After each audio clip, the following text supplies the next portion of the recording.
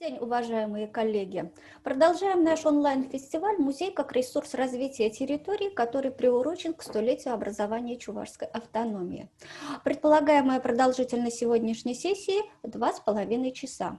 Напоминаю, что партнерами фестиваля у нас является Министерство культуры по делам национальности и архивного дела Чувашской Республики, Совет музеев Приволжского федерального округа и ИКОМ России. Техническую поддержку нам оказывает Главный информационно-вычислительный центр Министерства культуры Российской Федерации. Сегодня у нас уже 4-й день фестиваля, и очень радует то, что за время проведения интерес к нам не падает, а наоборот возрастает. За предыдущие 3 дня работы на фестиваль зарегистрировалось еще более 100 слушателей. Это позволяет мне чуть-чуть наивно полагать, что это является показателем того, что наш фестиваль интересен музейщикам, и что мы смогли затронуть интересные и актуальные темы музейной сферы и привлечь интересных спикеров, которые делают гениальные проекты и умеют увлекать ими других людей. Увлечь своим проектом других людей, которые вообще не относятся к музейной деятельности и не понимают обычно, что в музее происходит, порой очень тяжело. Иногда мы и сами не можем понять, что вообще мы от других людей хотим. Иногда мы им просто не можем донести свою мысль или свою идею. А иногда мы их просто не умеем заинтересовывать. Поэтому нами и было решено поднять на вопросе фестиваля применение фандрайзинговых технологий в музейной деятельности. Вообще сам фандрейзинг – это процесс привлечения внешних, сторонних для компании ресурсов, необходимых для реализации какой-либо задачи. В основном все музеи являются бюджетными организациями, и вопрос привлечения внебюджетных средств или нахождения партнеров для реализации продуктов для музея становится мега актуальным. Наши сегодняшние спикеры имеют большой опыт работы с потенциальными спонсорами, донорами, умеют привлекать не только денежные средства, но и успешно работают с человеческими, информационными, финансовыми, юридическими и маркетинговыми ресурсами.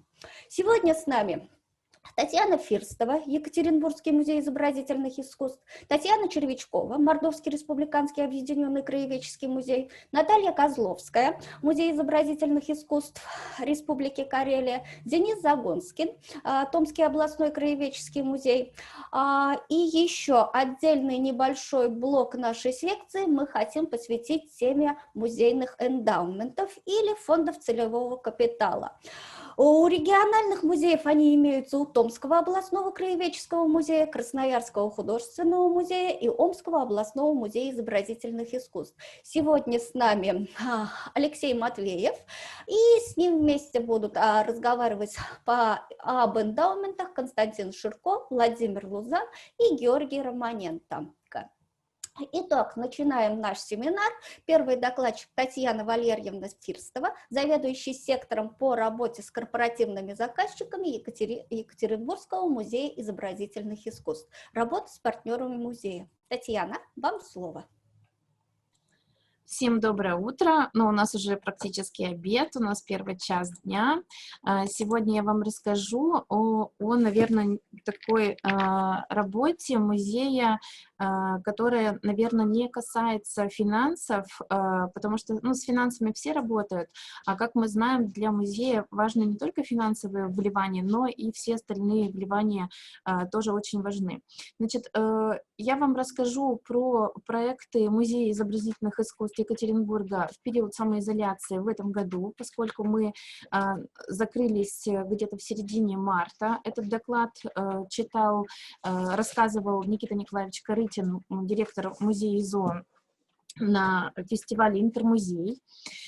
Но все наши кейсы очень интересные, их можно так или иначе формализовать в деньги, но мы сейчас покажем вам пример, как мы работали всю самоизоляцию в сети и какие, скажем так, человеческие ресурсы мы привлекали всю нашу работу, потому что мы ушли полностью в сеть работать. Я выставила себе таймер на 15 минут и думаю, что я должна уложиться в это время.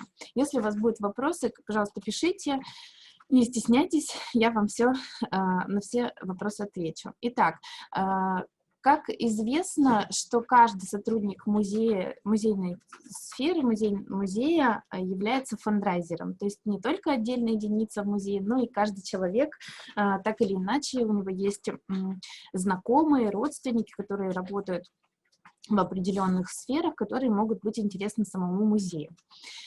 Мы не исключение, и у нас возникли такие партнерские проекты, о которых я сейчас расскажу.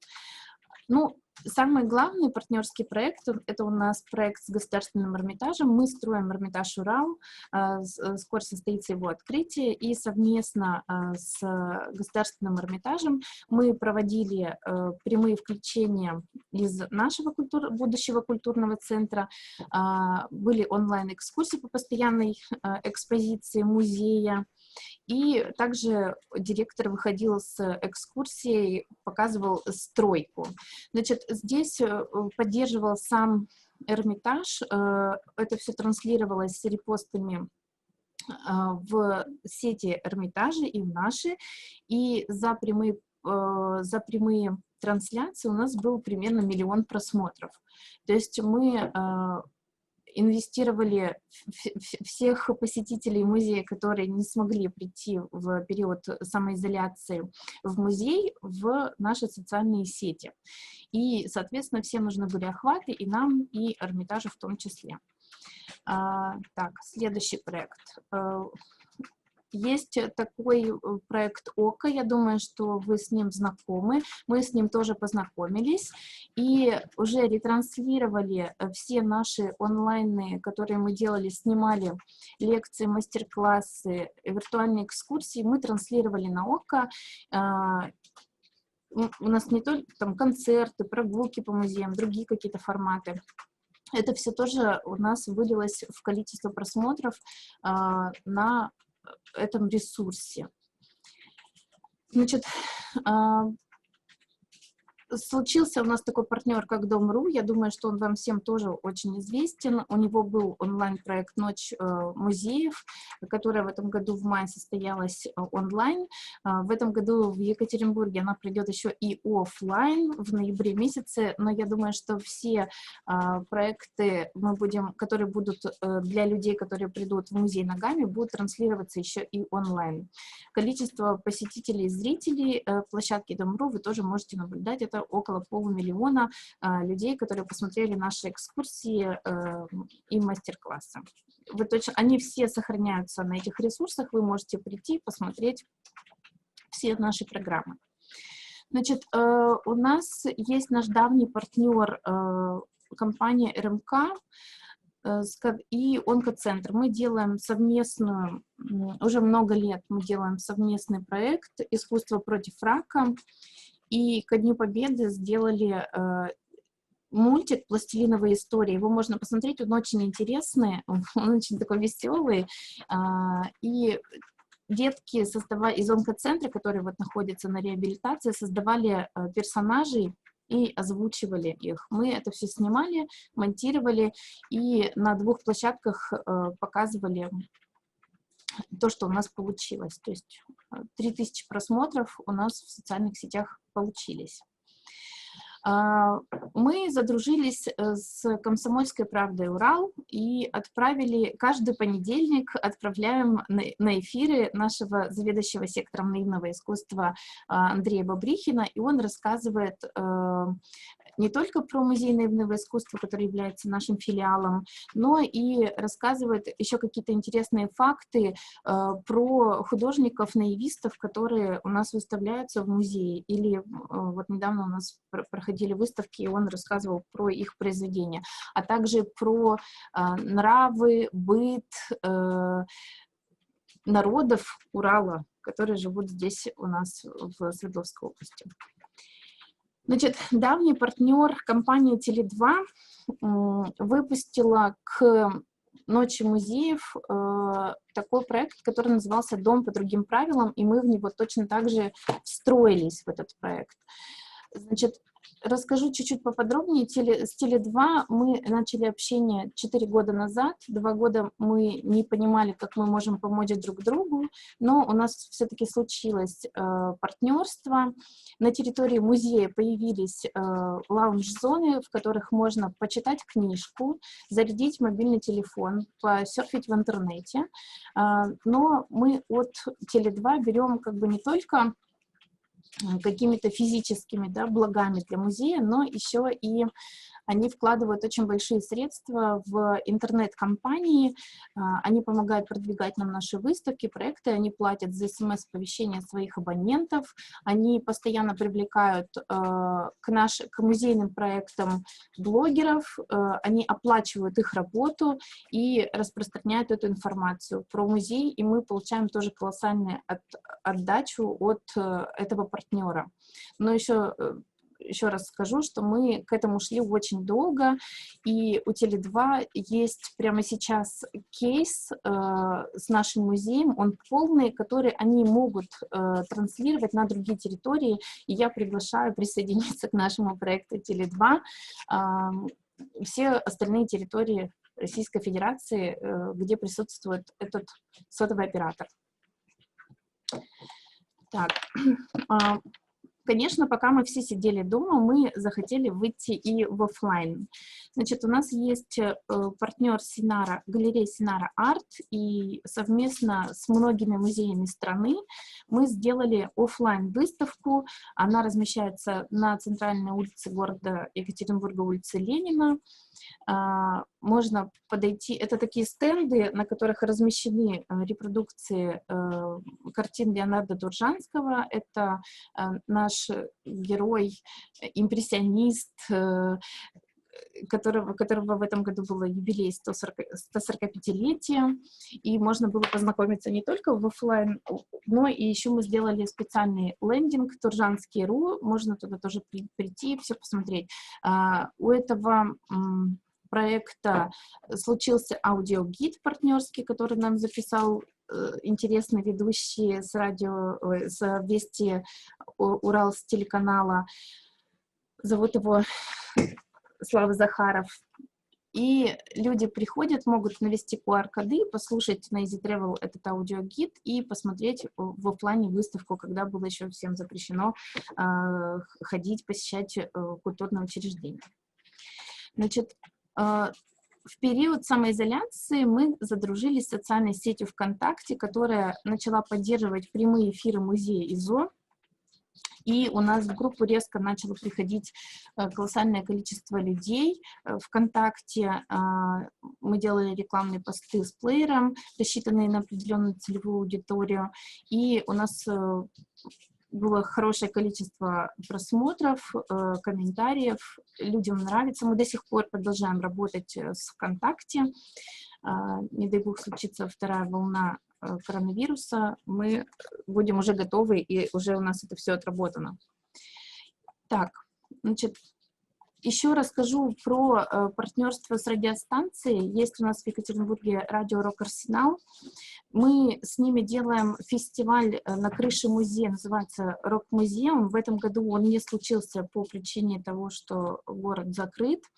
Обычно этот фестиваль собирает 10 тысяч слушателей, примерно 120 музыкантов выступает за примерно 8 часов музыкального марафона. И потом люди заходят уже в конце вечера в музей и слушают музыку на пластинке, потому что там есть, например, у нас такая передача, когда радиоведущий знакомит с мировым роком, именно с пластинок. Можно уже здесь в тепле посидеть. Зачем все это было сделано? Для того, чтобы люди, выстраиваясь в очередь и ожидая прохода в музей, в ночь музея, потому что у нас колоссальная проходимость этого проекта в городе, их надо чем-то было развлечь, мы придумали вот такой вот фестиваль. Поддерживает этот фестиваль Бургер Кинг, он оплачивает нам звук, свет, саму сцену, то есть им это интересно, поскольку они взаимодействуют с вот этими 10 тысячами людей, которые приходят на площадку музея, они предлагают им прийти прийти в Бургер Кинг, получить по карточке, например, бесплатный кофе, ну и дальше они там уже свои маркетинговые возможности и проработки с этими людьми осуществляют. Так, это я промотаю немножечко, это тоже я промотаю. У музея давний партнер компании Mineral Show, которая ежегодно проводит в наших стенах детско-юношеские конкурсы ювелирного камнерезного мастерства «Наследники Данилы Мастера». В этом году случилось так, что как только мы конкурс запустили, все музеи закрыли, и мы тоже ушли в офлайн. Мы выкладывали фотографии на сайт музея, мы выкладывали работы детские в социальные сети, чтобы люди, когда мы открылись, пришли уже и проголосовали за понравившиеся работы. Примерно просмотров 7000 на сайте у нас случилось. Это очень хорошая цифра, поскольку у нас раньше была очень маленькая посещаемость нашего именно сайта музейного, и различными инструментами мы привлекаем посетителей еще и на наши ресурсы, на наш сайт. Так, не секрет, что в самоизоляцию все музеи делали челленджи, мы тоже делали челленджи с партнерами Музея истории Екатеринбурга, мы показывали своих музейных питомцев, у нас тоже были большие просмотры и на нашей площадке, и у самого Музея истории города. Это были интересные публикации, поскольку мы показывали котиков, песиков, птичек, все то, что живет у нас дома. Так, вот еще один партнер, театр Пушкина города Красноярска придумал скучающий флешмоб, и у нас случились огромные просмотры этого флешмоба. Вот у нас 5000 просмотров публикации ВКонтакте, 5000 просмотров публикации на Фейсбуке, взаимодействие, огромнейшие охваты. Для нас этот флешмоб выстрелил, поскольку он был у нас первый. И это такой развлекательный контент для наших социальных сетей, который вот мы переняли опыт у коллег. И поучаствовали сделали несколько видеороликов. Это челленджи, которые получили охваты, вот 200 000 просмотров в наших социальных сетях. Это вот скучающий флешмоб, передай мыло. Все это можно посмотреть, это очень веселые видеоролики, когда сотрудники сами себя дома снимали, и мы монтировали это все и выкладывали в сети, получили колоссальные охваты. Мы задружились с самыми крупными пабликами города Екатеринбурга. Это «Интересный Екатеринбург», у которого примерно 300 000 подписчиков. Это «Типичный Екатеринбург», у которого больше 500 000 подписчиков. И городские паблики, которые направлены на развлечения, афиши всевозможные и тоже потрясающие охваты. То есть это все бесплатные публикации, просто они очень интересные для горожан, и поэтому паблики соглашаются брать их в качестве постов у себя, в качестве контента у себя размещать. Мы делали огромное количество тестов музейных, тоже очень хорошие охваты получали. Тесты охотно брали паблики ВКонтакте, в Фейсбуке, другие музеи публиковали, у которых схожие какие-то интересы с нами, и поэтому охваты тоже значительные. Татьяна, Да. Все, да. Не секундочку, я вижу, что тут люди поднимают руки.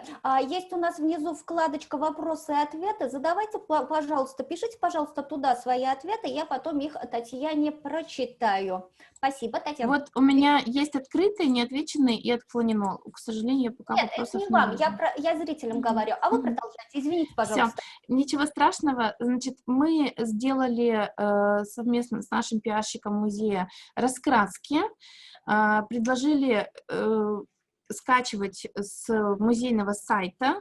Это была очень популярная новость, это наш мультимедийный контент, который получил такое продолжение. Например, ресторан, екатеринбургский ресторан решил сделать детское меню с такими же раскрасками, как вот мы предлагали весной и летом распечатать раскраски с картинами, и сделал свое меню. Это тоже было очень интересно, такой вот опыт взаимодействия. Сделали также обои для мобильных телефонов, которые точно так же взорвали наш сайт по посещаемости. Все новостные паблики взяли этот контент, было очень много скачиваний, больше 1000 скачиваний с нашего сайта. Это для нас, повторюсь, еще очень большие цифры. Все люди помогают нам именно информационно распространять информацию о музее. Ну и вот заключительный мой слайд. Охват за вот самоизоляцию составил у нас больше 4 миллионов. То есть для нас это очень приличные такие вот цифры. В общем, вот. Вопросы? Татьяна, большое спасибо за интересный доклад. Я просто не стала рассказывать вам про деньги, потому что мне не, как бы я могу про них рассказать.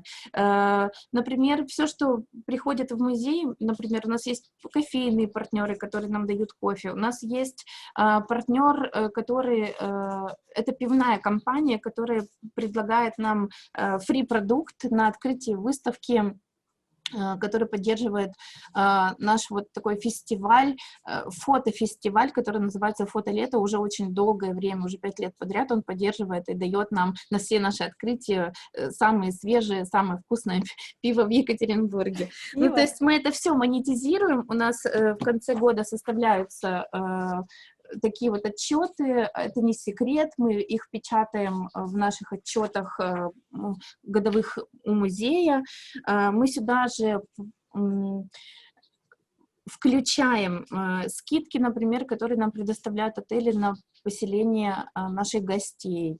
Мы сюда включаем, например, торговые центры, которые соглашаются бесплатно нам катать наши аудио- и видеоролики, которые посвящены каким-то выставкам для аудитории этих торговых центров. Мы работаем с огромной мегой в Екатеринбурге, у которой самая большая посещаемость из всех мег в стране, например. Естественно, мы сюда включаем и прямых наших благотворителей, и прямых спонсоров, такие как Сбербанк. То есть мы работаем фактически со всеми, и с очень маленькими компаниями, и с большими. Например, вот сейчас у нас должна случиться коллаборация с дизайнером Ниной Ручкиной. У нас грядет выставка большая, называется она «Черное кружево». Это выставка каслинского литья, немецких заводов, и плюс мы привозим 2 огромных канделябра. И кто не знает, мы храним самую большую коллекцию в России каслинского чугунного литья, и у нас хранится шедевр архитектурный из чугуна, Каслинский чугунный павильон. И он был вылит для выставки 1900 года в Париже, и мы привозим 2 канделябра, которые также были на этой выставке в Париже, и делаем выставку. Естественно, у этой выставки есть и грантовые деньги, и деньги наших партнеров и спонсоров, и мы сюда привлекаем консульство. То есть мы со всеми работаем, но я хотела больше сегодня вам рассказать про именно партнерство такое, не финансовое, скажем так, но которое очень конкретно выливается в конкретные суммы в годовой отчет. Спасибо, Татьяна. У меня вот такой вопрос. Мне очень нравится, сейчас я вам скажу, мне очень нравится ваша должность заведующий сектором по работе с корпоративными заказчиками. Я так понимаю, что у вас есть сектор по работе с корпоративными заказчиками. Подскажите, в какую структуру он входит, сколько человек в вашем секторе? Ну, в секторе работы я одна, он входит в структуру отдела продвижения и маркетинга. Мы занимаемся тем, что привлекаем партнерские деньги и в качестве благодарности делаем мероприятия нашим партнерам на территории музея. Я думаю, что все этим занимаются. И я конкретно отвечаю за все вот эти программы. А как давно он был создан? Ну, он был создан 2 года назад. Но у нас уже очень богатый опыт. Ага. Спасибо большое, Татьяна. Пока, я так понимаю, люди еще раскачиваются. Вы просматривайте, пожалуйста, вкладочку «Вопросы и ответы», потому что там могут быть вопросы, адресованные вам. Спасибо большое за очень интересный доклад. Такое количество партнеров, и как только вы успеваете с ними работать, я иногда даже не представляю. Я отвечу на этот вопрос. Все Ага. очень просто. Когда это твои друзья, знакомые, коллеги, бывших коллег не бывает, соответственно, то дело идет быстрее, все согласования проходят в разы быстрее, ты можешь делать проектов в 2 раза больше. То есть, если вы видите ребенка с телефоном в руке, который все время что-то там пишет, то это моя работа, кому-то что-то все время писать. Ясно. Спасибо большое, Татьяна. Удачи вам в дальнейшей работе со спонсорами. Мы переходим к следующему спикеру. С нами у нас Татьяна Николаевна Червячкова, заведующая отделом музейного развития Мордовского республиканского объединенного краеведческого музея. Татьяна нам расскажет про опыт корпоративных партнерств. Татьяна. Добрый день. Меня слышно, да? Хорошо? Здравствуйте, коллеги. Я тут, когда смотрела, да, тоже так у меня прям глаза очень сильно увеличивались. Да, тезка Татьяна говорит, это не про деньги. Извините, про что это? А про что это тогда? Это как раз про деньги. Потому что сейчас я тоже буду расскажу про наше партнерское отношение наши отношения с одним из операторов, да, сотовых связей. Они говорят, что это стоит очень больших для них денег. То, что вот они, как бы вы сказали, это реально как бы стоимость такая очень весомая. Но завидую по-доброму, у кого выстроены такие отношения. И тоже вот хотела как раз я начать с того, что как-то, наверное, ну да, крупный город, большой, да, город-миллионник по сравнению с Саранском, и тут какая-то такая объективная реальность, нет в нашем регионе какой-то такой традиции меценатства, что ли, будем так говорить, да, наверное, вот какие-то губернские города, которые уже имели такую историю, она как-то продолжается перешагнув через советское время, возрождается. Мы были уездным городом, и я для себя такую вот историю объясняю, это как бы, менталитет, что ли, такой, да, не сказать, что у нас нет, и мы тоже не умеем, когда вот мы тоже с Татьяной говорили про это, мы не умеем или боимся предложить себя, то есть, да, как бы вот такая,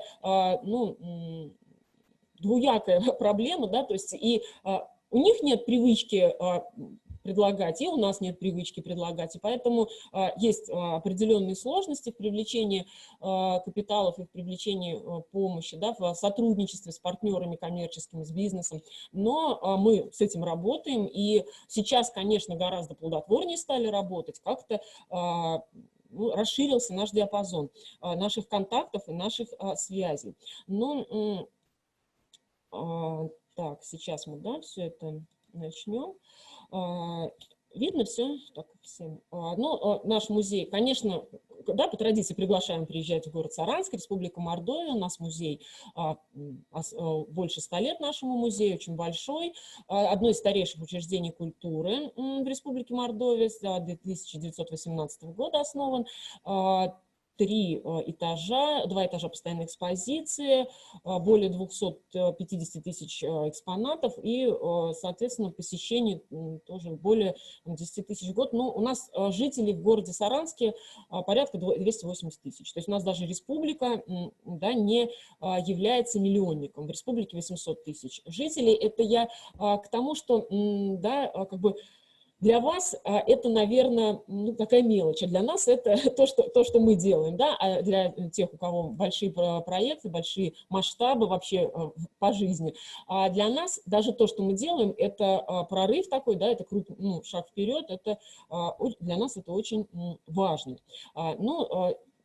Это такие, да, как бы истины для всех, я думаю, известные, что мы взаимопомогаем друг другу, да, у нас общая цель взаимодействовать с аудиторией и расширять свою аудиторию. И очень много совместных плюсов от этого сотрудничества.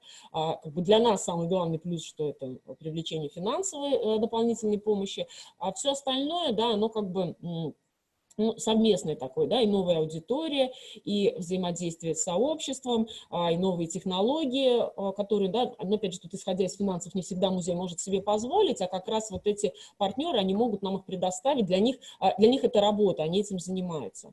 Ну и два самых крупных и таких знаковых проекта у нас есть, два крупных партнера, это партнерство, коллаборация, она уже развивается. Ну вот мы в новом здании с 2017 года, то есть 4 года мы тесно сотрудничаем. И вот когда я слушала предыдущего докладчика, и для себя я даже тут ну, в пункте таких в плане выступлений, один из таких главных вопросов, как начинаются эти проекты и кто первый к кому приходит, да, то есть как вообще откуда, и все это берется. И вот тоже Татьяна говорила передо мной, да, из Екатеринбурга о том, что, конечно, во многом это личные, да, связи, личные контакты, и это играет большую роль, вообще роль личности в истории, тогда громко будем говорить. И вот корпорация «Ростер» – это крупный в регионе производитель сувенирной продукции, ну, наверное, такой монополист у нас, да, в нашем регионе, и они зашли к нам в качестве, ну, начиналось все с сувенирной лавки.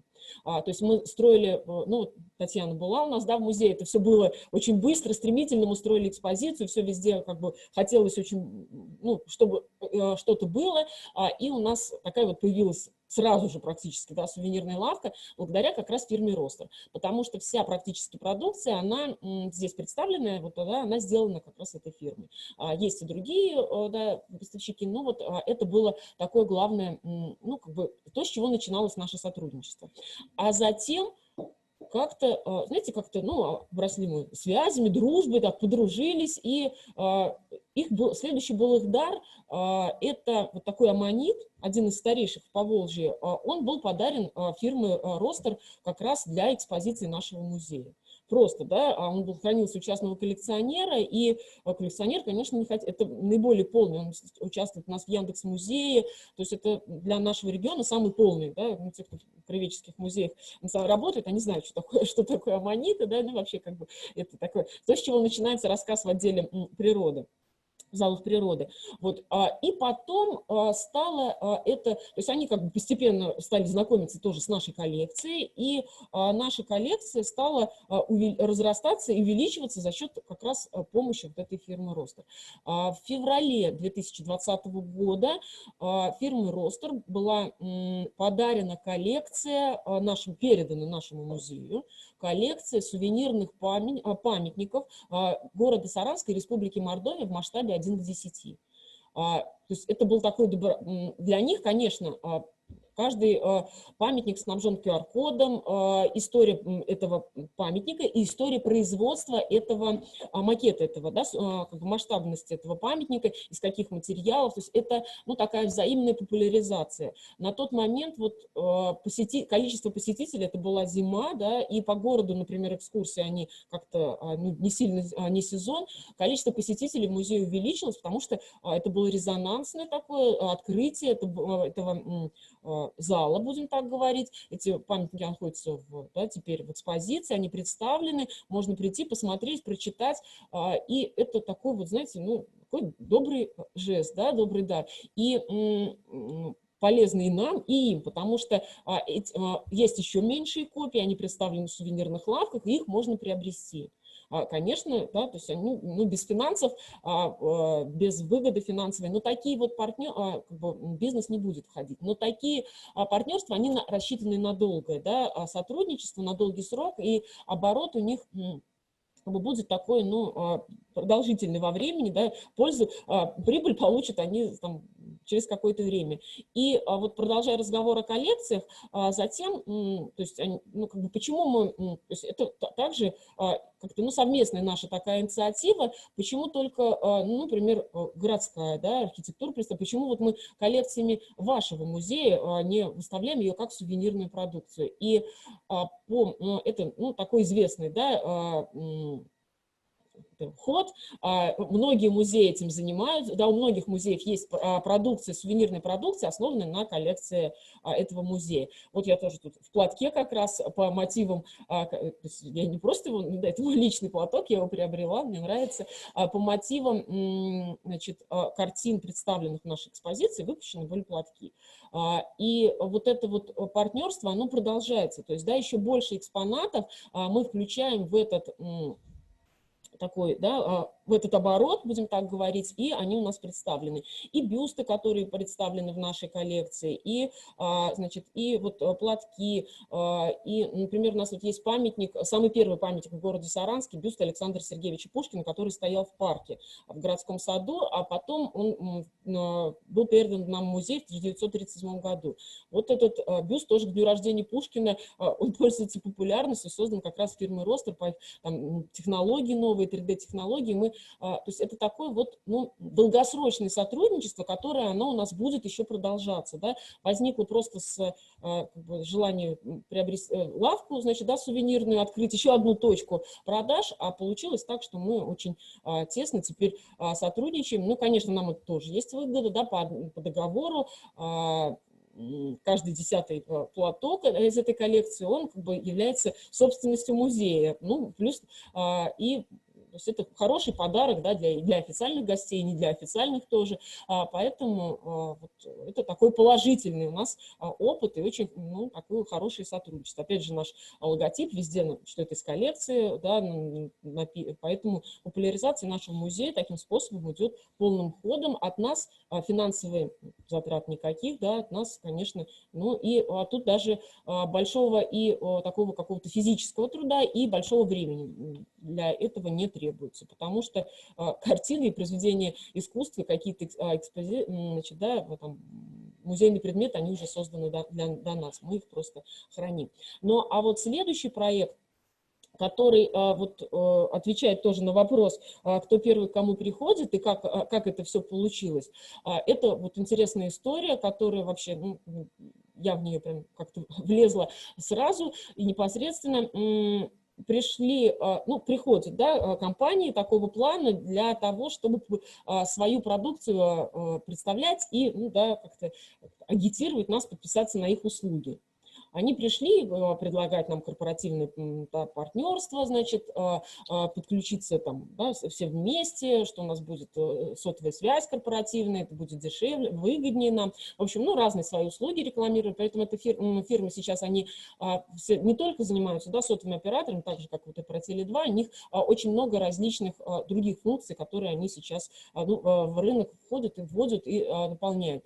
И они, значит, стали нас, ну, мы такие, да, мы подумаем, обещали, а я как-то, ну, такие с ответным предложением, а давайте, то есть не мы вам, а вы к нам тоже вот придете, а мы для вас там и корпоративные мероприятия, и экскурсии для ваших сотрудников, и все такое прочее, а вы к нам тоже пользу. Ну, так было сказано, знаете, как-то так, не в плане того, что это может вылиться во что-то серьезное. Буквально через пару дней откликнулся менеджер этой фирмы, и такая девушка Ирина тоже говорит, давайте.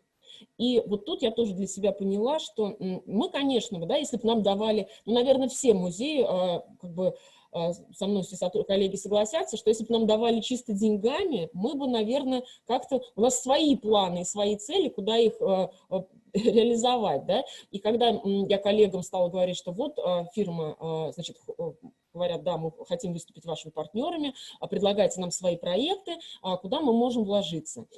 И, конечно, у нас тут первое, да, из наших экспозиционеров, давайте вот в экспозиции вот это. И я для себя тоже потом, когда стала этот вопрос изучать, мне выгодно вступать им в такие или вписываться, ну, мне так кажется, и как бы по опыту многих музеев и многих партнерств, невыгодно вписываться в как-то такое, ну, в долгосрочное, что ли, мероприятие.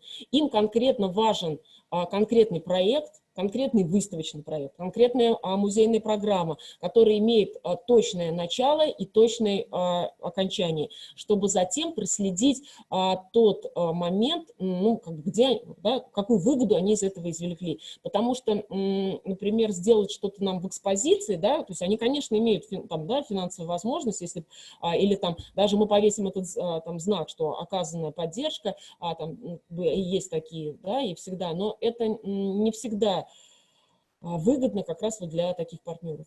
Еще раз говорю, вот прям мое такое убеждение, что вот такие законченные выставочные проекты или законченные какие-то мероприятия, они больше имеют для них силу, ну, такая весомость для них. Это проект «Саранск через призму объектива», многозначный, такой многоходовый. Это был объявлен, из двух частей состоит.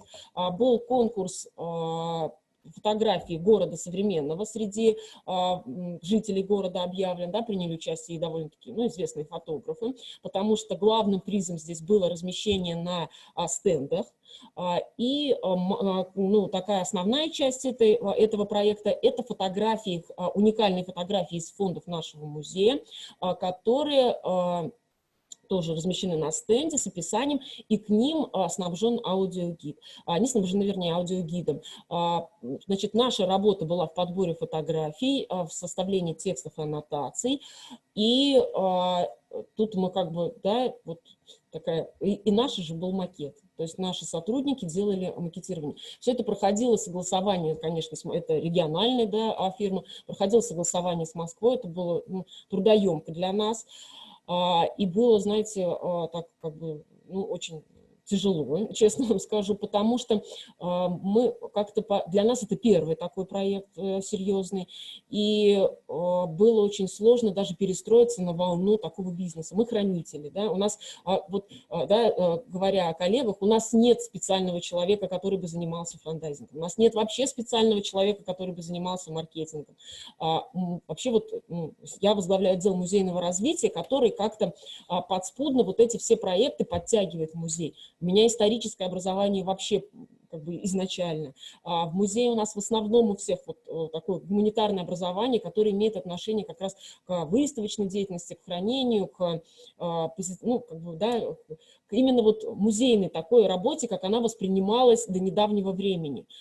Сейчас жизнь меняется, новые компетенции мы осваиваем, и все это мы делаем так, ну, скажем, на ходу, учась, совершая ошибки, но этим проектом мы довольны. У нас еще до конца не снято ограничение такого масштабного открытия, как планировалось, да, или масштабного, значит, да, такого мероприятия по поводу презентации этой выставки нам не разрешили делать, это был август, вот, но все состоялось, и в следующем году городу Саранску исполняется 380 лет, и мы надеемся, что этот проект будет дополнен и также будет, ну, у нас функционировать, и партнерство наше продолжится на долгие годы.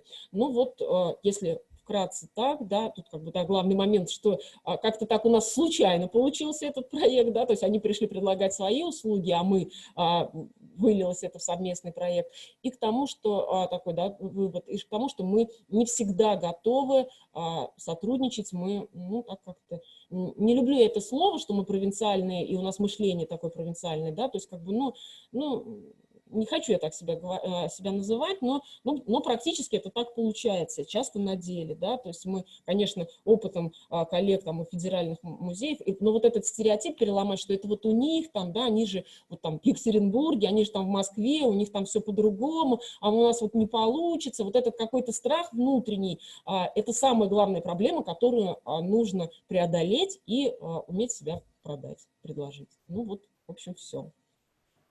Спасибо большое, Татьяна. Очень интересный рассказ.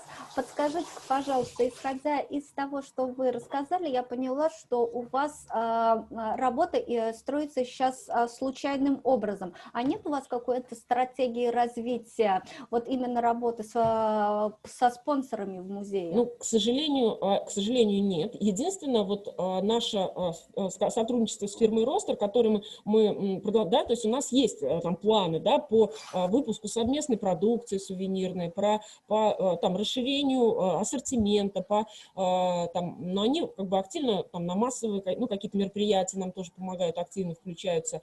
А вот именно, да, я, конечно, понимаю для себя, что при разработке какого-либо проекта нужно думать, так, а кого мы можем сюда привлечь? То есть, да, чисто в идеале я знаю, как это как бы, ну, должно быть, но пока, к сожалению, так, в общем, такого, да, и как бы не прискорбно сообщить об этом, что пока вот это все, да, это больше ситуативно, это больше тоже, как да, предыдущий коллега сказал, это каждый этим занимается, каждый, то есть, да, как-то стихийно возникают какие-то такие идеи, и пока облачить мы их пытаемся, но работаем, да, работаем в этом направлении, вот так будем говорить. Ага, спасибо, Татьяна. Побольше вам стихийности, пускай так пока будет, Да, это спасибо, звучит. спасибо. А потом уже будет стратегия. Спасибо огромнейшее Спасибо за доклад. А дальше мы уже перейдем к конкретному кейсу. Наталья Владимировна Козловская, заведующая отделом развития Музея изобразительных искусств Республики Карелия, расскажет нам историю о том, как 152 человека одну елку покупали. Наталья, вам слово. Да, добрый день, уважаемые коллеги. Слышно меня хорошо? Угу. Спасибо большое за возможность поучаствовать в этом прекрасном фестивале и за возможность поделиться своим опытом. Я думаю, что если мы задумаемся, то сегодня у нас четверг, а через 12 четвергов у нас Новый год. И все уже потихонечку начинают, наверное, планировать, что же будет, где будем отмечать, дома закрытые или все же нам дадут куда-то выйти. Так вот, у меня сегодня такая немножечко предновогодняя история. Но на самом деле это такой, мне кажется, полезный практический кейс, и я постаралась выстроить свое выступление таким образом, чтобы все-таки какие-то полезные советы, какие-то, может быть, моменты практические вы для себя приоткрыли и положили в свою копилочку новых каких-то навыков. Хотелось бы, конечно, поговорить про краудфандинг. С одной стороны, очень такая какая-то вроде бы понятная история, распространенная, все об этом слышали, это такое слово уже, которым мало кого удивишь, хотя берет оно свое начало, да, из английского языка. Crowd — это толпа, funding — это финансирование, то есть, по сути, это такое коллективное донорство, когда группа людей объединяется для того, чтобы решить какую-то социально значимую проблему, собрать на нее средства и тем самым реализовать этот проект. И понятно, что, как правило, когда приходят такие новые механизмы в нашу жизнь, благодаря и современным технологиям в том числе, то сначала этим пользуются какие-то успешные бизнес-структуры, очень продвинутые какие-то компании, а потом постепенно это опробует на себе некоммерческий сектор, и мне кажется, как вот в таком последнем вагончике чаще всего такими инструментами в самую последнюю очередь начинают пользоваться именно государственные какие-то структуры и учреждения, потому что им, ну, скажем так, сложнее приспособиться, да, и они хотят сначала посмотреть со стороны, а как это, а что это, и вообще с чем это едят. И сегодня я немножко так расскажу сначала с точки зрения практики, как мы на себе это попробовали и чего мы хлебнули, да, затеяв идею о том, чтобы купить новогоднюю елку, новую новогоднюю елку в наш парадный зал. Идея такая очень вроде бы простая, понятная, то есть это там не какую-то дорогостоящую икону отреставрировать, да, или какой-то невероятный какой-то, не знаю, экспонат приобрести за безумные деньги. Очень такая простая, примитивная идея, которая оказалась решиться легко и просто на раз-два, но на самом деле оказалась очень такая достаточно сложная история со своими жизненными уроками. Ну, во-первых, для того, чтобы заняться краундфандингом и решить какую-то проблему, да, которая перед вами стоит, вам нужно определиться с теми платформами, на которых бы вы могли разместить свою идею, и где можно было бы в интернете осуществить вот легально этот сбор средств. Сегодня таких платформ вообще очень большое количество, их, может быть, десятки или даже более, но есть такие лидеры рынка, которые себя хорошо зарекомендовали, которые достаточно популярны и на которых действительно очень много собирается средств ежедневно, и многие организации, частные лица пользуются именно этими платформами. Я думаю, что каждый из вас либо слышал об этих платформах, либо, может быть, даже становился участником, да, по сбору каких-то средств и перечислял свои собственные средства и примерно представляет, что это такое. В нашем случае мы воспользовались платформой начинания.ру. На самом деле они больше специализируются, скажем так, на разных сборах на какие-то религиозные вещи, как ни странно, да, то есть это и реставрация храмов, и какие-то оснащения церковных приходов, а мы вроде бы как бы вот заявились с новогодней рождественской елкой туда, но тем не менее вот была выбрана такая платформа, потому что ее курирует фонд соработничества, у нас в свое время был ряд проектов с ними реализован, ну и нам как-то показалось логично попробовать вот их новую такую электронную площадку. Но выбор на самом деле в этом плане очень широк, и здесь можно достаточно гибко подходить. На что здесь мне бы хотелось обратить ваше внимание, то есть если у вас есть идея, вы ее кратко описываете, выкладываете на этой платформе, чтобы привлечь индивидуальное финансирование, да, то есть финансирование частных лиц, доноров. Здесь очень важно на старте обратить внимание на условия. Ну, чаще всего бывает как бы два варианта. Либо вам дается определенный срок, чаще всего месяц, где вы можете собрать либо эту сумму целиком и забрать ее себе на реализацию проекта, но если даже, например, рубля вам не хватило, допустим, вы заявили 100 тысяч рублей, а собрали там 99 999, то эта сумма автоматически вернется, если вы не уложились в срок, на счета ваших дарителей, и уже вы ее не получите. Либо есть вторые условия, когда вы заявляете, что вы готовы собрать не менее 50% средств, но в случае того, если вторая половинка не будет собрана, то эти средства вам придется добавить самостоятельно, и вы уже здесь решаете сами, есть ли у вас такие ресурсы или нет. Мне кажется, это такой очень принципиальный и важный момент, на старте обязательно на него стоит обратить внимание. Безусловно, мы все с вами живем в неком мире иллюзий и представлений, у каждого из нас есть некое свое субъективное представление о краудфандинге и о том, как это может быть реализовано. Так вот, я так постаралась систематизировать, и мне кажется, мы выделили 4 основных мифа о краудфандинге, с которыми мы столкнулись и которые мы буквально не то что развеяли, мы их разбили. Ну, во-первых, это миф о золотом дожде. Всем кажется, что если вы сейчас заявитесь с интересным проектом на такой платформе, то буквально завтра на вас посыпется золотой дождь, вам посыпется куча пожертвований, вы прям будете отслеживать в своем личном кабинете, что вот денежки капают. Но на самом деле ситуация складывается таким образом, как только вы заявляете с идеей, буквально первые часы, дни, какие-то лояльные или дружественные вам люди или организации перечисляют первые средства, и потом наступает некий такой денежный вакуум, когда вы понимаете, что все, как бы дни идут, а деньги не капают. И золотой дождь не случился, и нужно выстраивать какие-то новые стратегии, новые понимания с тем, чтобы все-таки прийти к тому, чтобы собрать эту сумму.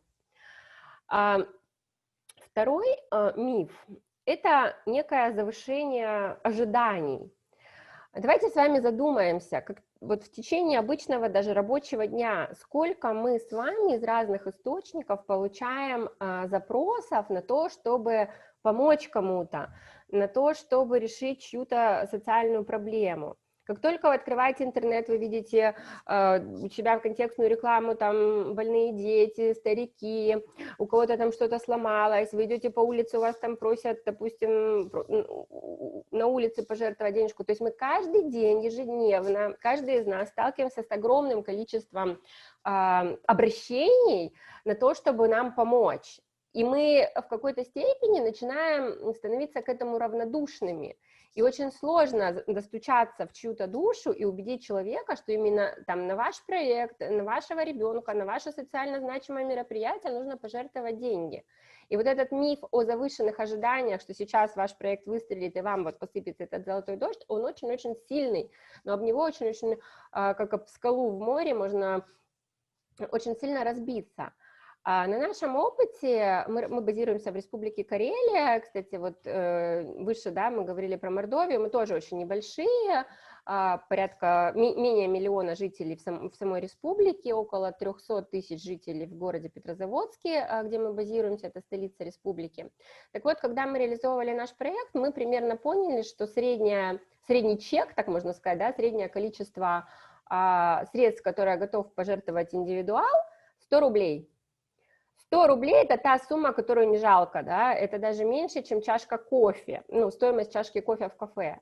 И тут сразу же возникает очень легкая и очень примитивная математика. Если вам нужно собрать на проект 100 тысяч рублей, то в среднем человек вам будет жертвовать 100 рублей, значит, вам нужно 1000 доноров, 1000 человек, живых людей. Это очень немаленькая, ну, вот цифра, когда мы это начинаем ощущать непосредственно в цифрах. И если мы, например, берем с вами в среднем месяц, да, это обычно такой временной промежуток заявляются на платформах электронных, где собирают деньги на краудфандинге, то это получается, что 33 человека в день нам должны жертвовать, чтобы мы собрали по итогу 100 тысяч рублей. А что такое 100 тысяч рублей? Вы сами понимаете, да, что это совершенно небольшая сумма, и если у вас какой-то такой весомый, значимый проект на несколько миллионов, то, ну, вот нужно сразу же выстраивать некую стратегию по привлечению этих средств, чтобы понимать, вот как мы укладываемся вот в этот волшебный квадрат. И вот такой вот миф о завышенных ожиданиях, он в нашем случае был тоже очень-очень завышенный, и потом приходилось, конечно, отрабатывать за свои иллюзии. Еще один миф, с которым пришлось работать, это благожелательность дарителя. Мы условно всех наших дарителей, которые поучаствовали в нашем проекте, разделили на 3 группы. Первое – это такие люди-оптимисты, позитивщики, которые все видят вообще в радужных цветах, которые с радостью говорят вам: о, какая классная идея, вот держи свои 100 рублей, я вас поддержал, вы вообще молодцы, огонь, сейчас еще Мариванну позову, она тоже вам перечислит. И, конечно, на таких людях очень многое держится, им очень большая благодарность, прежде всего, иногда даже не за финансовую поддержку, а за моральную, да, то есть ты понимаешь, что есть такие люди, и они с тобой на одной волне, и это круто.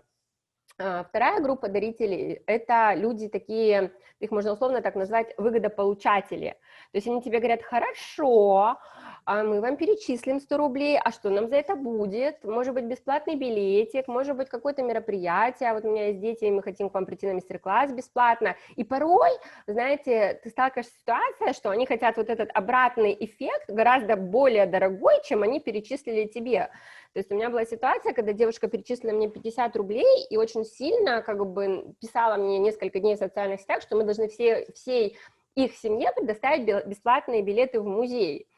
И тут возникает, во-первых, лишняя коммуникация, на которую ты должен тратить силы, ты должен как бы уважительно к этому относиться, потому что все равно это твой даритель и потенциальный, да, человек, с которым ты начинаешь сотрудничать, но в то же время ты в какой-то момент понимаешь, что тебе порой это даже невыгодно.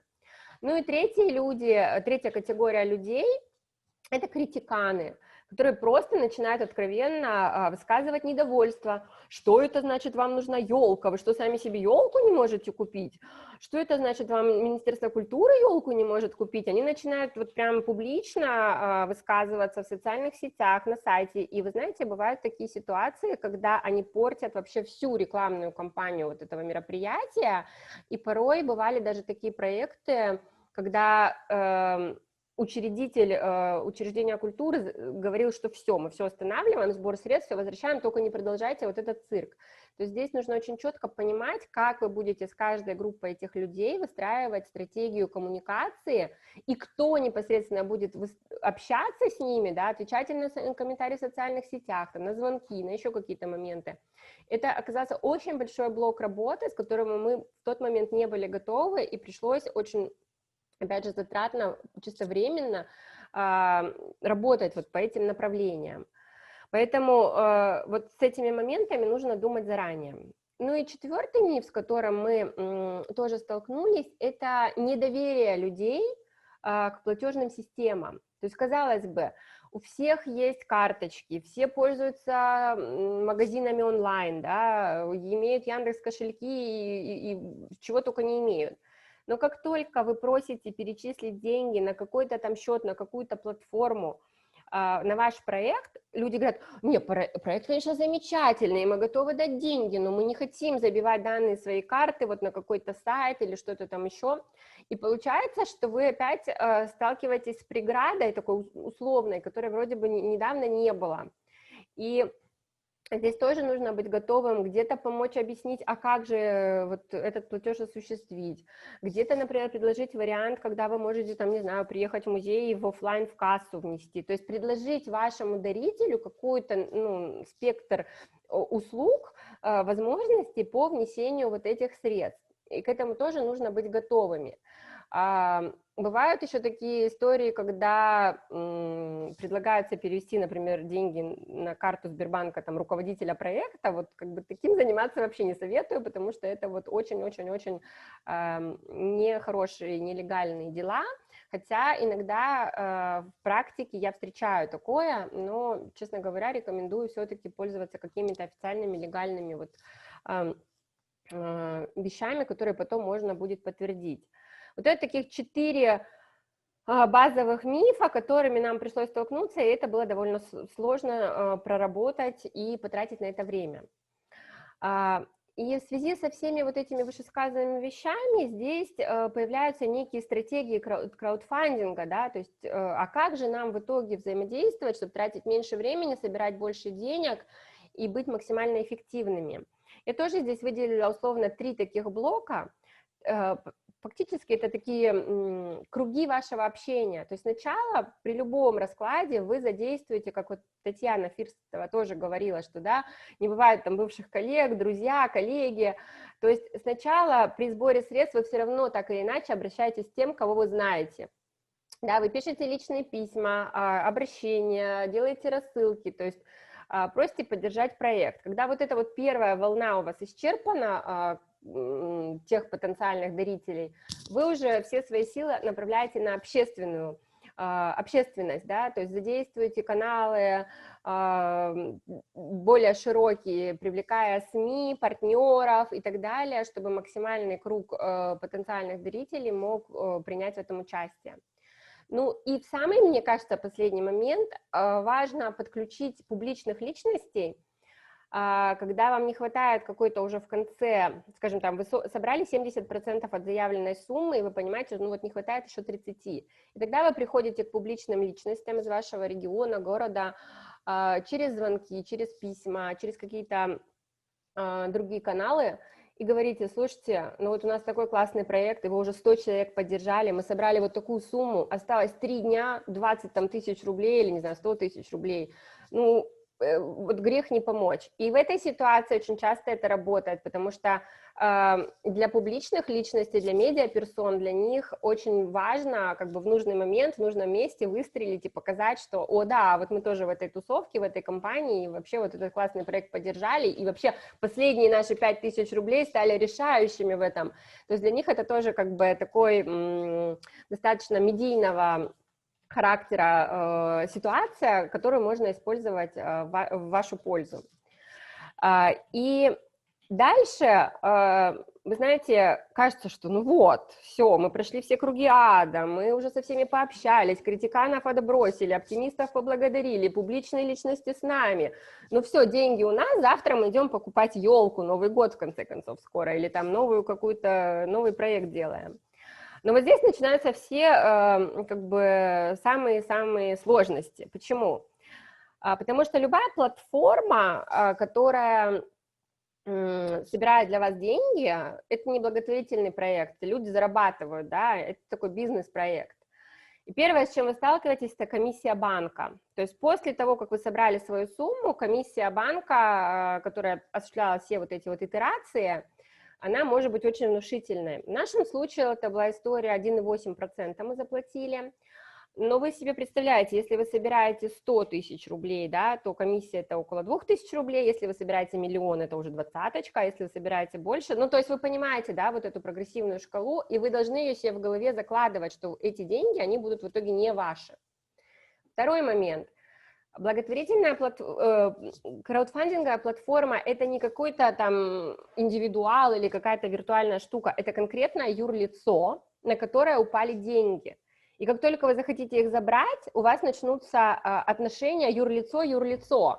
А это значит договор, а это значит все согласования, это значит оригиналы документов с подписями печати, которые могут слаться из Владивостока там, в Петрозаводск несколько недель, а у вас Новый год, завтра уже, как договор? А нам нужен договор только в оригинале, говорят они мне. Я говорю, как так, 21 век, мы деньги электронно собирали, давайте уже договор электронно. Нет.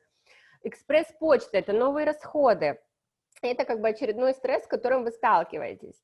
И даже когда у вас комиссия банка снята, договор у вас подписан, деньги вам уже на счет пришли, и вы уже пошли в магазин покупать елку, которую уже до вас купили, этого товара уже нет, и вам нужно искать другую, а стоит она совершенно других денег, но это тоже уже отдельная история, то есть вы должны учитывать, что пока вы собирали деньги, у вас ситуация вообще на рынке может поменяться, и совершенно все по-другому пойдет.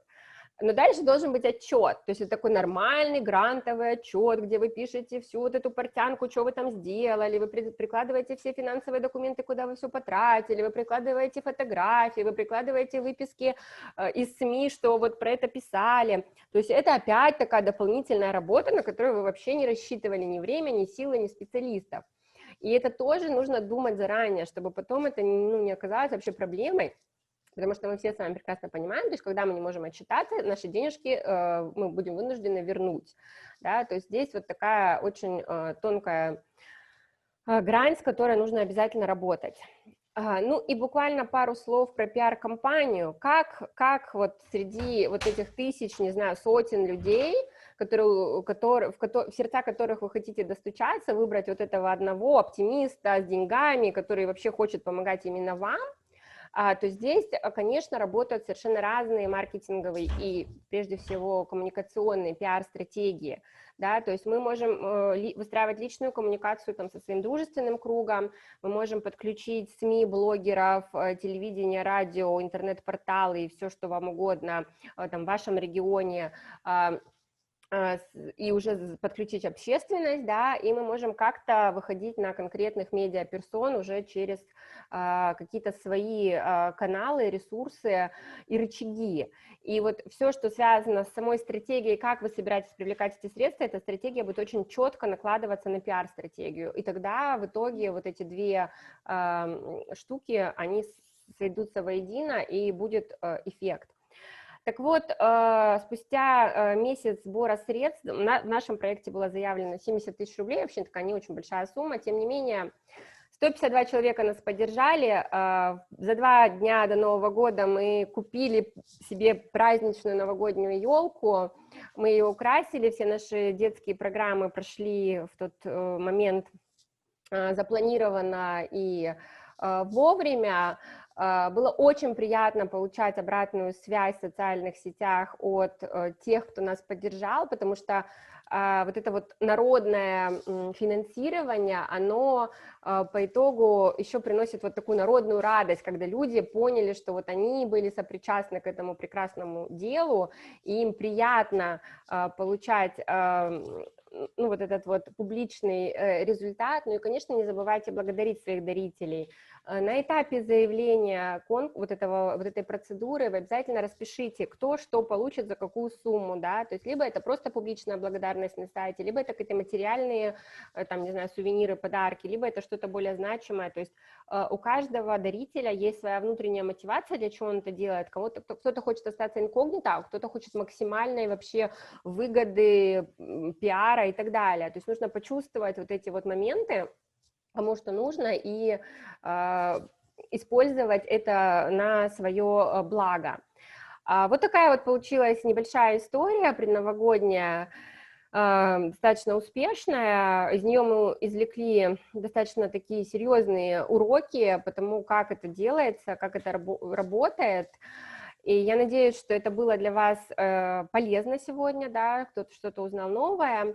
И я открыта для сотрудничества, вы видите мои контакты, меня можно найти в любых социальных сетях, либо по телефону или электронной почте, добавляйтесь в друзья, звоните, пишите, готова отвечать на любые вопросы и консультировать, и вообще дружить.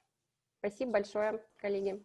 Спасибо большое, Наталья. Тут у нас один комментарий. Вы действительно большая умница. Да, большая умница. Наталья, у меня вопрос. Рабочий стол снимите, пожалуйста. Мы хотим вас видеть. Так, сейчас. Это я останавливаю демонстрацию. Да. Подскажите, пожалуйста, это был ваш первый опыт? Да, вы знаете, в краудфандинге это был первый, и пока вот на сегодняшний момент он один, да. Я честно скажу, что мне это было сложно, да, то есть нам привычнее работать с грантовыми программами, когда понятен конкурс, когда понятны условия, да, ты напрягаешься, но ты понимаешь, как бы, что тебя ждет. Вот здесь была полная такая, в общем-то, ситуация турбулентности, непредсказуемости и такой очень хороший стресс. Вот. Пока зреем на будущее. Вот только хотела спросить, а планируете еще раз участвовать? Вы знаете, вот как бы никогда не говори никогда, потому что, мне кажется, этот подход очень хорош в какой-то экстренной ситуации. Вот когда ты понимаешь, что срочно что-то нужно, а этого нет. Вот конкретно с елкой была такая история, она действительно у нас там сильно повредилась, Новый год был на носу, и мне казалось, ну как бы это вроде небольшая такая сумма, что мы сможем вот это вот как-то быстро провернуть и сделать, да. Кстати, очень сильно критиковали в тот момент про цену елки, нас буквально троллили, что такое 70 тысяч на елку, вы вообще зажрались, там, это, а на самом деле, ну, оказалось, что цены на огромные вот эти елки для парадных залов, они очень-очень высокие, то есть мы купили еще какой-то там бюджетный вариант, вот, то есть это тоже было так как бы непредсказуемо, то есть мне кажется, что вот если мы ранее с вами обсуждали с Татьяной, что есть ли стратегия развития, да, у нас есть стратегия развития, у нас есть очень большие инфраструктурные проекты, которые мы планово выполняем, и мы знаем, куда плыть там завтра, через год, через 5, и мы привлекаем большие грантовые средства на реализацию этих проектов, и нам понятно, что делать. То вот краудфандинг это мне кажется, не про такую дальносрочную стратегию, это как раз про решение каких-то очень краткосрочных, таких конкретных задач, когда что-то нужно срочно, и вы понимаете, а вот краудфандинг здесь как раз будет уместен. Не надо ждать никакого конкурса, не надо ждать там экспертизу полгода, а мы вот просто здесь сейчас навалимся дружненько, соберем и реализуем эту идею. И поэтому я считаю, что можно это использовать, можно пробовать, но вот конкретных каких-то таких кризисных моментах. Поэтому я не готова сказать, что мы не будем это использовать. Возможно, придет ситуация, когда именно краудфандинг будет самым уместным способом привлечения ресурсов в сложной ситуации. Спасибо большое, Наталья. Очень интересный рассказ, и мне очень понравилось, что вы так хорошо все разложили, что нельзя делать, самое главное. Что делать мы все умеем, а что не надо делать, мы обычно этого не знаем. Поэтому ваш опыт, я думаю, будет очень полезен. Спасибо огромнейшее. Спасибо большое за приглашение, коллеги. Наталья нам чуть-чуть сказала про грантовые проекты, и дальше эту тему у нас разовьет Денис Загоскин, заведующий научно-методическим отделом Томского областного краеведческого музея. У них достаточно много интересных проектов, которые они реализуют при помощи разных фондов, и Денис нам расскажет про грантовую политику регионального музея, тоже поделится проблемами и опытом их решения. Денис, вы с нами? Здравствуйте, коллеги. Слышно ли меня? Да. Коллеги. Да, Денис, мы тебя слышим. Можешь камеру чуть-чуть ниже отпустить, чтобы мы тебя лучше видели? Да, вот так будет лучше. Хорошо. Спасибо. Включаю демонстрацию экрана. Пробую включить презентацию. И пробую ее запустить.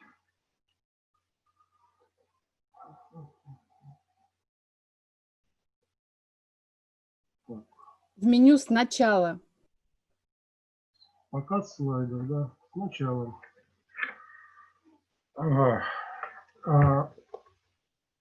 Листается, да. Итак, коллеги, я не хотел бы, чтобы мой доклад был таким торжественным отчетом о наших успехах. Их есть, этих успехов. На самом деле мы, в общем, как бы не прибедняемся, знаем себе цену, но говорить мы хотим не о них. Потому что на самом деле успех и неуспех идут рука об руку, у них есть определенная диалектика. И радуясь собственным победам, мы, естественно, считаем и собственные шишки. Я как раз хотел поговорить о шишках, о мыслях наших, которые возникают у нас по итогам, так сказать, нашей грантовой активности, высокой и, в общем, в целом результативной. Мы давеча считали, что в уходящем десятилетии мы подняли, наверное, больше 30 грантовых проектов у разных доноров на такую хорошую сумму. Сейчас она у меня вылетела из головы, если Константин Николаевич здесь есть, он может это уточнить. Вот, но думаем мы о том, что, собственно говоря, нас тревожит, нас беспокоит, у нас болит. И мысли эти я сейчас представлю. Мысли эти следующие. Ну, во-первых, мы и многие коллеги, которых мы знаем, в грантовую историю в свое время пошли от отчаяния.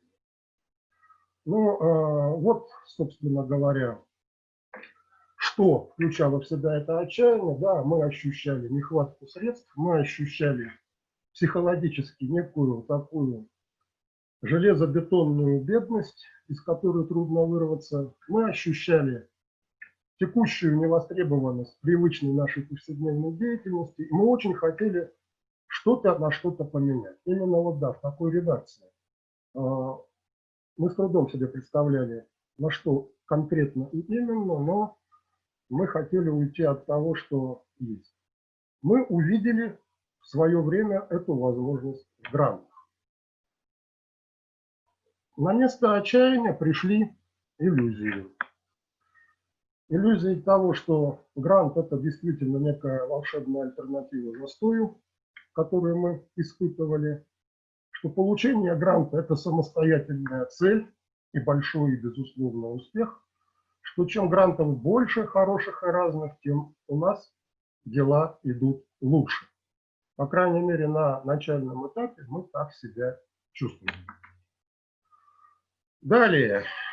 В рамках этих иллюзий, в их логике, мы проявляли активность, писали заявки, подавали во все подряд, выигрывали, учились на ходу, естественно, делали все это более и более качественно. КПД всегда оставлял желать лучшего, количество поданных, количество выигравших. Не сказать, чтобы поражало воображение, но выигрывали. Выполняли, получали часто, хотя и не всегда, интересные нерутинные результаты, которые приводили к каким-то другим мыслям, идеям, проектам. Всегда получали новый опыт, над которым можно было думать, можно было его каким-то образом апроприировать, расти и так далее. А потом пришло оно. Ну, в какой момент, мне трудно сказать, но оно пришло. Причем пришло к разным людям, которые в эту деятельность были вовлечены. Выгорание. В какой-то момент стало понятно, что да, грантовых побед много, проектов тоже, но в суммарном результате, по совокупности, в итоге итогов, качественных изменений вокруг не происходит. Мы не выходим ни на какой новый уровень, мы не прорываемся ни в какую новую реальность, у нас день сурка. Мы гранты пишем, выигрываем, выполняем. Пишем, выигрываем, выполняем. Пишем, выигрываем, выполняем. И так каждый божий год. И так каждый божий день какой-то грант в активной зоне находится.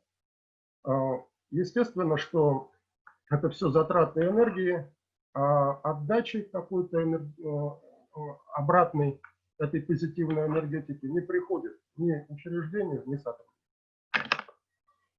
Мы задумались над собственно говоря, тем, что происходит, а конкретно выделили такие моменты. Суть и ключевые признаки гранта. Он про что? Он о чем? Он, собственно говоря, что и кто? Какие у него роли, какие у него функции, что с помощью него вообще можно делать? Что с его помощью не нужно делать и даже пытаться не стоит. И эти размышления, достаточно длительные, привели нас к следующим мыслям. Первое. Грант не является самостоятельной ценностью. Он вообще вещь очень инструментальная. Соответственно, он не является и самоценной целью. То есть фиксировать успех на грантовой победе опрометчиво. И лучше, наверное, не надо. Грант – это действительно инструмент, сугубо прикладная вещь, которая может обеспечивать ресурсами и финансами проектную деятельность. Уныло, но верно. В этом смысле он подходит не ко всем проектам. И, наверное, не все проекты, которые мы с вами затеваем, стоит подводить под этот инструмент. Есть другие. Вот сейчас прозвучал интереснейший доклад о краудфандинге. Есть и другие известные нам хорошо инструменты. Вполне возможно, что те проекты, которые мы генерируем, надо двигать не в сторону грантов, а в какую-то другую сторону, в сторону других инструментов. Абсолютизация грантового успеха ведет к непродуктивному расходу силы времени, вот к этому самому выгоранию. Поэтому этой активностью надо управлять, а то она выжжет все напалм. В том числе управлять и отказываясь от получения грантов, от грантовых конкурсов, от грантовых возможностей. Ну, про себя скажу, что субъективно, по моим ощущениям, это получается с неким трудом, но все-таки уже получается. Были времена, когда возможность получить грант рассматривалась как то, чего нельзя упустить ценой собственной крови и самой жизни.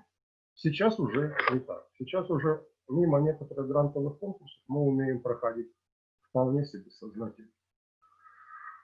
Грантовый инструмент имеет свою пользу, свой круг, в котором он может быть полезен. Он подходит для проектов краткосрочных, тех, которые выполняются в горизонте до 3 лет, а больше грантов-то, собственно, и в нашем, по крайней мере, экологической нише и не бывает. Недорогих, тех, которые укладываются в лимиты грантодателя. Локальных по масштабу и результату и нацеленных на поиск конкретных новшеств, полезных для музея. Грант действительно способен нас вывести из рутинного режима, опробировать, создать, прикинуть что-то новое, которое потом, может быть, прорастет мультипликативным эффектом с использованием других грантовых инструментов. И вот в этом его ценность. Новшества, которые мы получаем при грантовой поддержке, сами по себе могут стать основой для сложных комплексных проектов развития. Но у нас их таких два. Те, которые я здесь привожу, их на самом деле, наверное, уже чуть-чуть больше. Это проекты, известные «Сибиряки вольные и невольные».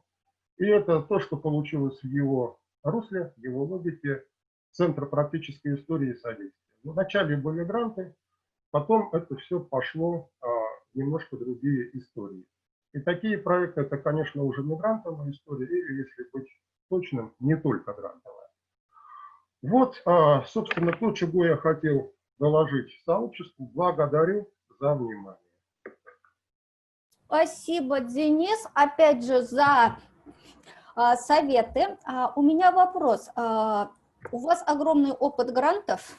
Хорошо, ты сказал, мы уже от этого устали, нам нужно переосмыслить. А какой совет ты можешь дать тем, которые только-только начинают путь в теме грантов? Что им нужно для начала учитывать, до того, как влезть в эту историю? Я, вы знаете, задумался о том, где, собственно говоря, границы применения инструмента и подходит ли конкретный проект, с которым вы лезете в грантовую историю, под этот инструмент.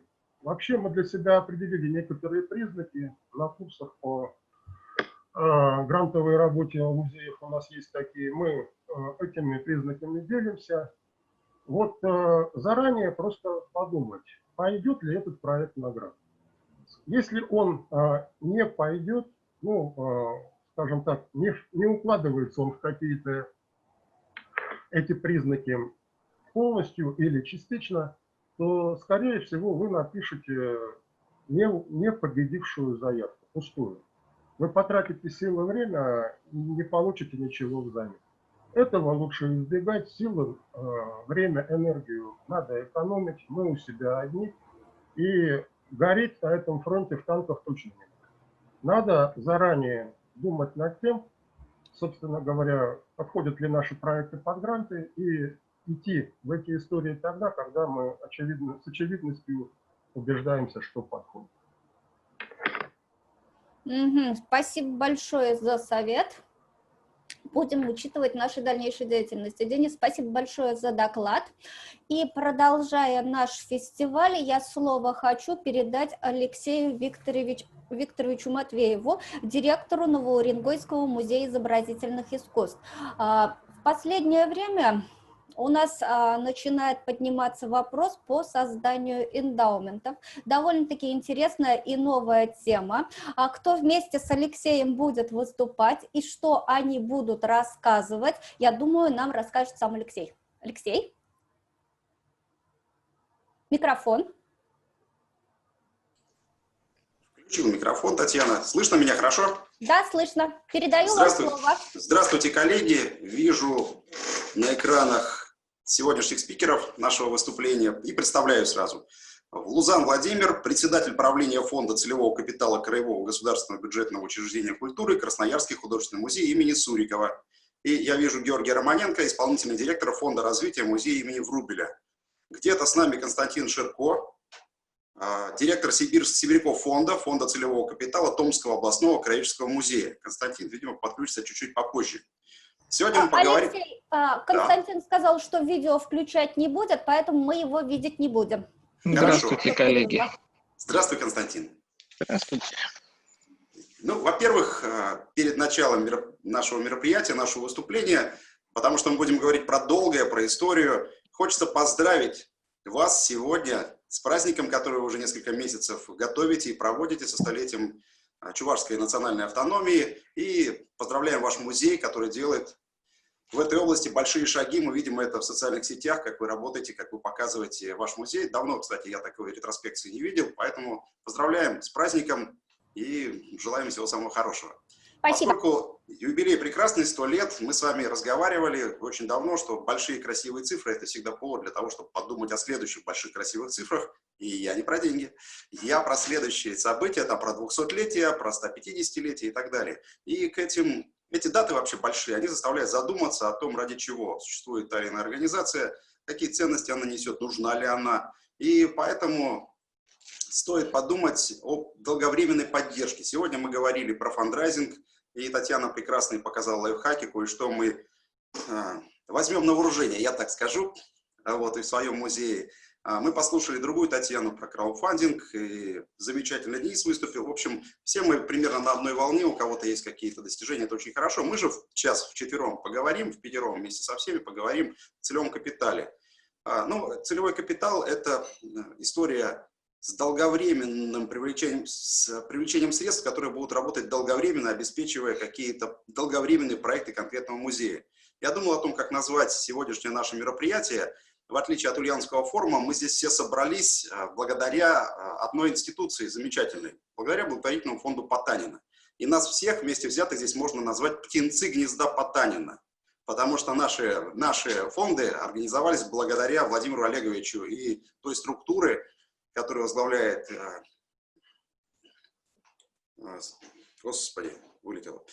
которые возглавляют замечательные представители этого фонда. И сейчас мы расскажем о том, очень кратко и емко объясним людям на территории нашей страны о том, что вот мы живые, здоровые и развиваем наши фонды, которые приносят пользу музею. Я начну, наверное, не с... Хотя надо начать с себя. Я расскажу о первом региональном фонде целевого капитала и расскажу о его историю кратко с 2016 по 2018 год, потом передам слово Георгию, потом выступит Владимир Лузан, потом Константин Ширко. Значит, очень кратко и емко.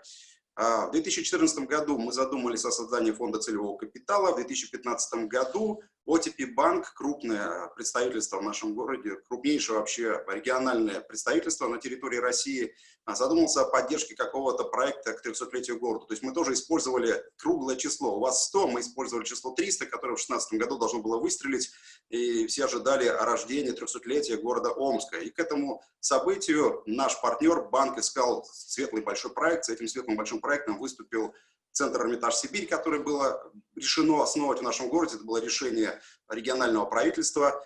И в эту струю попал наш руководитель Юрий Викторович Трофимов. И именно тогда было заключено соглашение о том, что как только мы создадим фонд целевого капитала, OTP Банк вложит 1 000 000 рублей для того, чтобы поддержать этот проект. И это будет уже треть от необходимой суммы. В 2015 же году, когда было принято это решение, нам удалось выиграть конкурс на обучение по программе «Целевой капитал и стратегия роста». И, в общем, мы вошли в образовательный проект. В течение 3 лет, 2,5 он продолжался.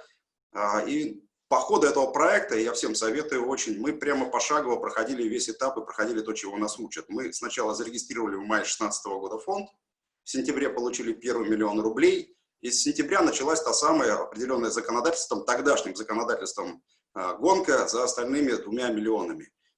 Нужно было собрать 3 миллиона рублей. С сентября 2016 по апрель 2017 года мы занимались этим процессом. Сейчас все, конечно, звучит достаточно легко. Я могу сказать, что в апреле 2017 года мы этот 3-й миллион собрали, о чем мы отчитались на отчетной сессии в Сколково, а в июне уже передали в управляющую компанию.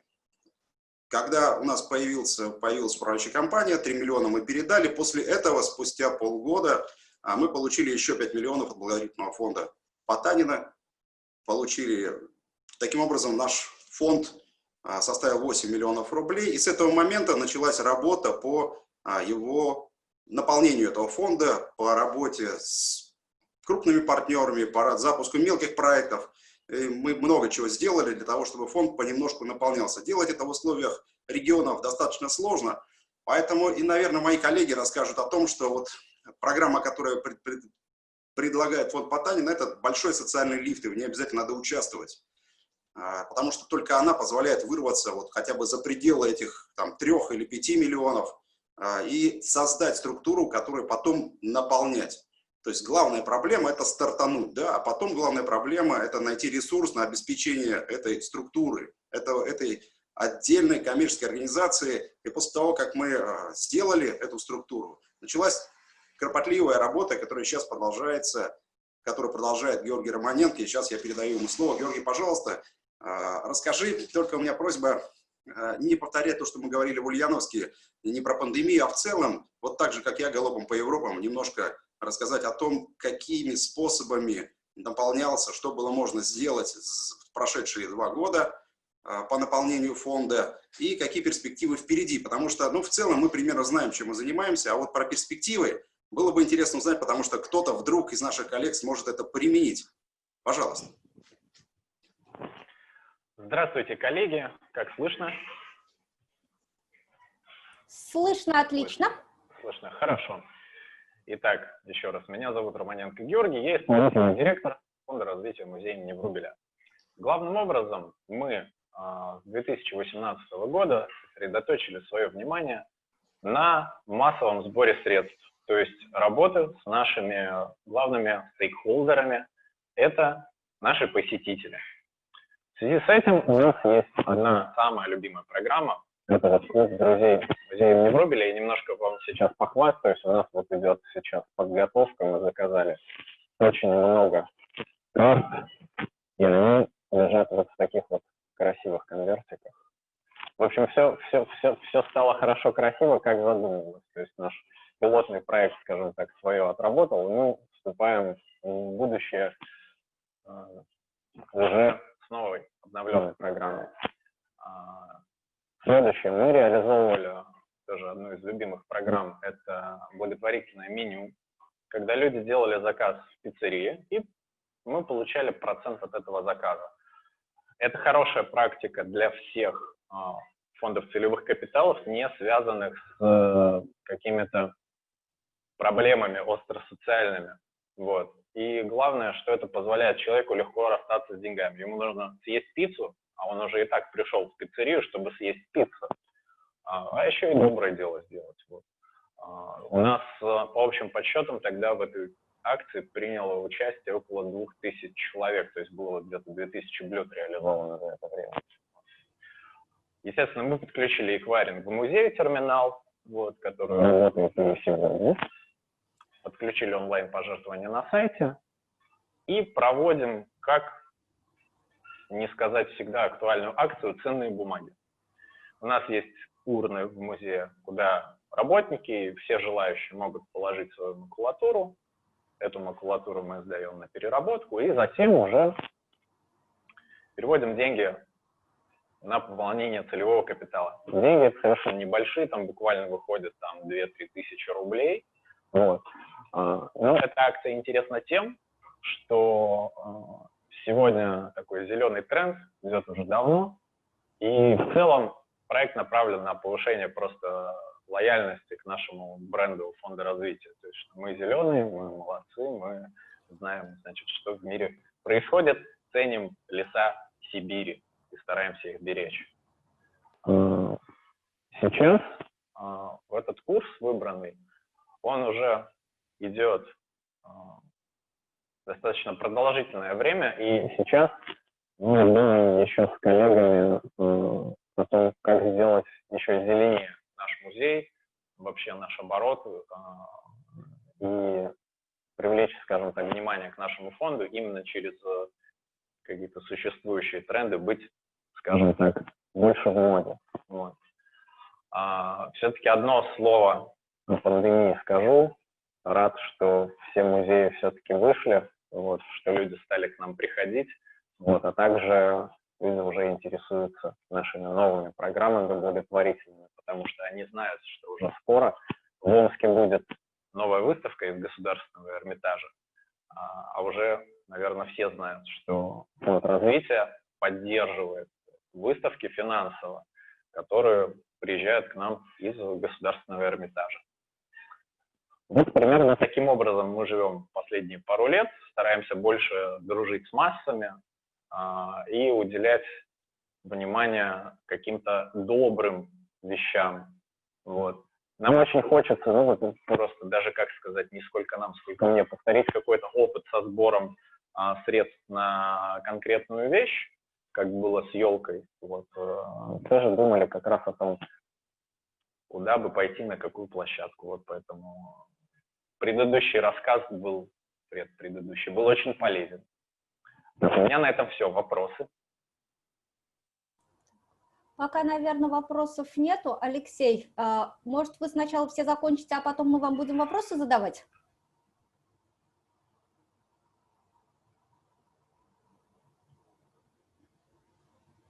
Алексей, микрофон включите, пожалуйста.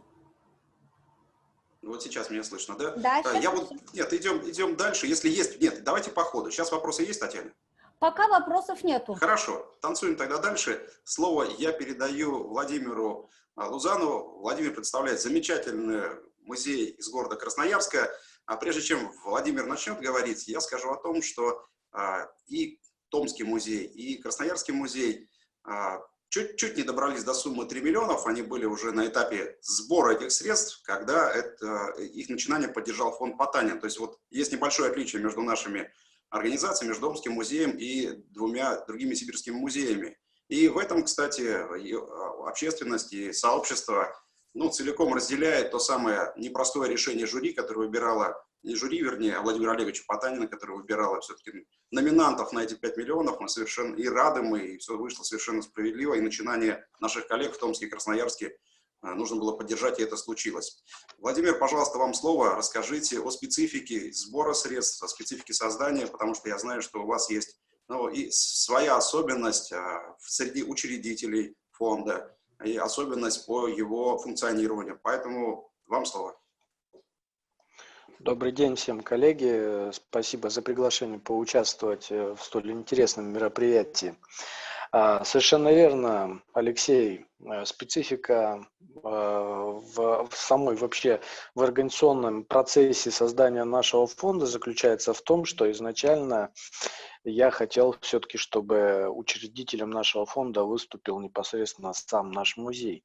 Но, как оказалось, когда я обратился, собственно, с этим вопросом к нашему учредителю, к Министерству культуры, как оказалось, в регионе отсутствует нормативная правовая база, которая позволяет краевым государственным бюджетным учреждениям выступать в качестве учредителя тех или иных, точнее не тех или иных, а именно фондов целевых капиталов. Поэтому, понимая длительность этого процесса, мною было принято решение выступить в качестве единственного учредителя как физическое лицо нашего фонда, и, собственно, так и произошло. Это позволило существенно ускорить процесс юридической регистрации нашего фонда, ну, наверное, не менее чем на год. И в процессе самой регистрации мы тоже столкнулись, в принципе, с отсутствием опыта у нашего местного Минюста при регистрации подобного рода юридических лиц, и поэтому непосредственно со специалистами Министерства юстиции мы разбирались в процессе уже в специфике самого фонда, как эндаумент фонда. Мы совместно со специалистами Министерства юстиции в ручном режиме корректировали устав для того, чтобы он отвечал всем необходимым требованиям. Но вот в итоге в 2018 году, летом 2018 года, наш фонд наконец-то был зарегистрирован. Поэтому, как сказать, регистрация нашего фонда совпала с самой активной фазой обучения, вот как раз по программе благотворительного фонда Владимира Платанина по эндаументам. И, соответственно, весь процесс обучения состоял в защите тех или иных позиций и этапов по созданию фонда. И здесь я настоятельно рекомендую нашим коллегам, которые желают или хотят создать собственный фонд развития, воспользоваться еще одним продуктом благотворительного фонда Потанина, это ресурсными центрами по развитию целевых капиталов. Вот для нас ближайший находится в Омске, и, соответственно, то есть, если у вас есть какие-то вопросы, связанные со спецификой создания этих фондов, я бы вам настоятельно рекомендовал пройти обучение вот в этих ресурсных центрах. Ну, Алексей, может быть, чуть более подробнее меня расскажет о специфике вообще там попадания, да, я имею в виду, в эти ресурсные центры для получения консультаций, прохождения курсов, повышения квалификации и так далее. Поэтому на сегодняшний день, то есть мы не одни, в принципе, всегда есть кому обратиться за тем или иным советом и в части каких-либо организационных моментов, и в части финансовых. То есть мы со своей стороны выбрали управляющую компанию Сбербанк управления активами. В принципе, вот, те результаты, которые наша управляющая компания показывает на сегодняшний день, они нас вполне устраивают, потому что вся та стратегия, которая выбрана управляющей компанией, она согласована с нами и достаточно консервативная. Поэтому в принципе, мы а какой-либо большой доходности и не ожидали от этого. На сегодняшний день наш фонд еще пока ни разу не получал доходности, то есть мы ждем начала следующего года для того, чтобы вот получить первое финансирование для определения тех проектов, куда мы сможем направить их уже непосредственно в рамках деятельности музея. Поэтому сам по себе процесс очень интересный, я имею в виду процесс создания и работы с эндаумент-фондом. Интересен потому, что во многом ты являешься первооткрывателем, и здесь тоже коллегам из Омского областного музея хочется сказать спасибо за то, что они послужили, во всяком случае, для нас неким таким примером и вселили в нас уверенность в том, что нет ничего невозможного, и мы вот тоже стали на этот путь и создали фонд нашего музея. У нас достаточно, на мой взгляд, конструктивный скажем так, инструментальный сайт, поэтому, если кому-то интересно, можете посмотреть на наш сайт, и если есть желание, тоже внести свой вклад в развитие фонда целевого капитала. Пожалуй, если очень кратко, то, наверное, все. Спасибо. Владимир, у меня вопрос. Подскажите, пожалуйста, а какую сумму на сегодняшний день составляет тело вашего целевого капитала? Алексей в данном случае не совсем верно сказал о том, что когда фонд, в смысле мы были признаны победителем грантовой программы, и фонд Владимира Потанина нам дал 5 миллионов, Алексей сказал, что у нас почти было собрано 3 миллиона. Это не совсем так, потому что на сегодняшний день тело нашего целевого капитала составляет порядка 5,5 миллионов рублей. А с кем вы так активно работаете у себя в регионе? С какими крупными компаниями, которые могут потом еще вам дать денег в формировании тела капитала? У вас есть какие-то проекты? Это энергетики, это на относительно крупную сумму, и по нашим меркам это несколько сот тысяч рублей нас поддержал наш партнер компании «Ингосстрах». Вот. И в рамках наших, скажем, нашей фандрайзинговой кампании, которую мы проводили во время «Щедрого вторника», нас поддержало несколько очень небольших коммерческих фирм. Но вообще у нас, скажем так, основная надежда на одну из энергетических компаний, которая функционирует в нашем регионе, с которой у нас есть, скажем, плодотворные отношения и которая обещала нам внести свой вклад в фонд целевого капитала. Спасибо за ответ. Дальше предлагаю передать слово Константину Николаевичу Ширко. А когда Константин закончит, мы уже вместе включим все микрофоны, немножко пообсуждаем, потому что по ходу рассказа пришло понимание того, что нас слушают, наверное, не только подготовленные зрители, но, наверное, неподготовленные, и на пальцах надо объяснить, зачем вообще мы этим занимаемся. Константин Николаевич, вам слово. Директор Сибиряков фонда целевого капитала Томского областного краеведческого музея Константин Ширко. Добрый день, уважаемые коллеги. Надеюсь, что меня хорошо слышно. Да, слышно. Наш фонд целевого капитала – это молодая институция. Мы ведем свой отчет с марта 2019 года. Фонд был создан в рамках обучения нашего руководителя, директора музея Сколково, в рамках того образовательного модуля, о котором шла речь выше. Был подготовлен проект был представлен компетентному жюри, и мы очень рады, что наш проект оказался в числе победителей. Мы получили от благотворительного фонда Владимира Потанина транш в размере 5 миллионов рублей и смогли избежать прохождения достаточно сложного первого этапа по формированию тела целевого капитала, то есть тело сформировано и в настоящий момент передано в январе, в конце января, начале февраля 2020 года в управление компании «Газпромбанк управления активами». И вот сейчас на этот капитал мы ожидаем получения первых дивидендов, которые будут потрачены на проекты музея. К сожалению, мы не успели в связи с разворачивающейся пандемией уйти на ситуацию направления работы, связанные с массовым сбором. Планируем эту работу разворачивать сейчас. Ну и в целом я бы, наверное, со своей стороны, как свою субъективную позицию, сказал бы коллегам о том, что, конечно, если вы планируете у себя формировать, особенно в не очень крупном региональном музее, фонд целевого капитала, то вы должны исходить из понимания нескольких вещей, на мой взгляд. Первое – это то, что никакой фонд целевого капитала не станет для вашего музея панацеей и инструментом решения всех возможных проблем. Тем более, что даже тело капитала будет сформировать очень непросто.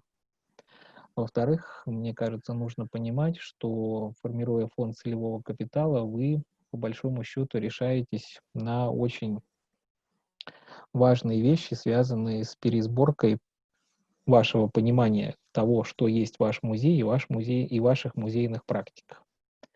Потому что, по большому счету, пополняя фонд целевого капитала, вы, на мой взгляд, продаете свой музей, те продукты и проекты, выстраиваете новые партнерские коммуникации. Если вы не хотите этого делать или не очень понимаете, как это делать, то это тоже достаточно серьезно затруднит вашу работу, и тогда фонд целевого капитала будет, ну, таким отчасти, ну, скажем так, декларативным и немножко рекламным инструментом, который вот будет где-то так рядом с вашей музейной институцией существовать. У меня все, коллеги.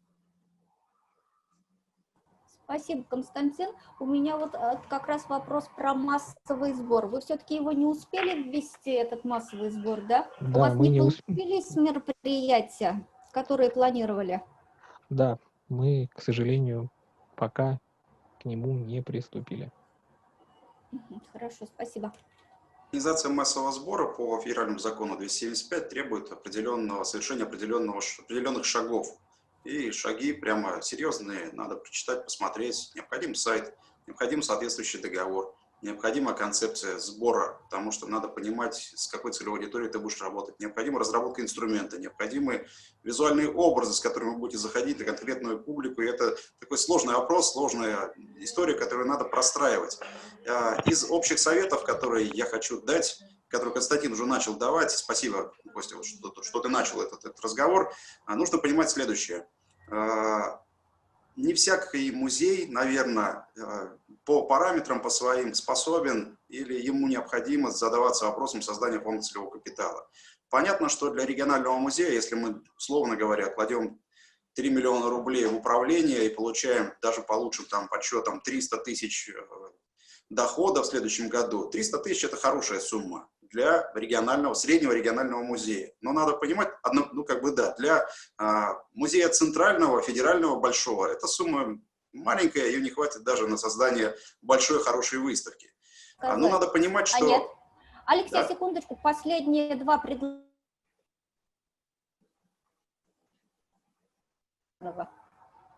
Последние два предложения какие, повторить? Нужно понимать, что для крупных музеев, федеральных и центральных, эта сумма 300 тысяч, условная сумма, она не несет большой погоды. Поэтому крупные и московские, и питерские музеи, они и с осторожностью смотрят на эту идею целевого капитала, потому что фандрайзинг на текущие расходы для них более актуален. Маленький же музей, для которого эта сумма может быть существенна, должен понимать, что ему придется перестроить, как Константин сказал, ощущение себя, понимание себя и свою структуру музея, потому что заниматься фондом целевого капитала нужно отдельно, стройно и постоянно, то есть необходимо выделение отдельных ставок, сотрудников конкретных, которые будут заниматься этим с утра до вечера. Только тогда эта деятельность сможет принести результат. Ибо нельзя просто вот забыть и оттолкнуть эту идею. Целевой капитал требует постоянной работы с ним.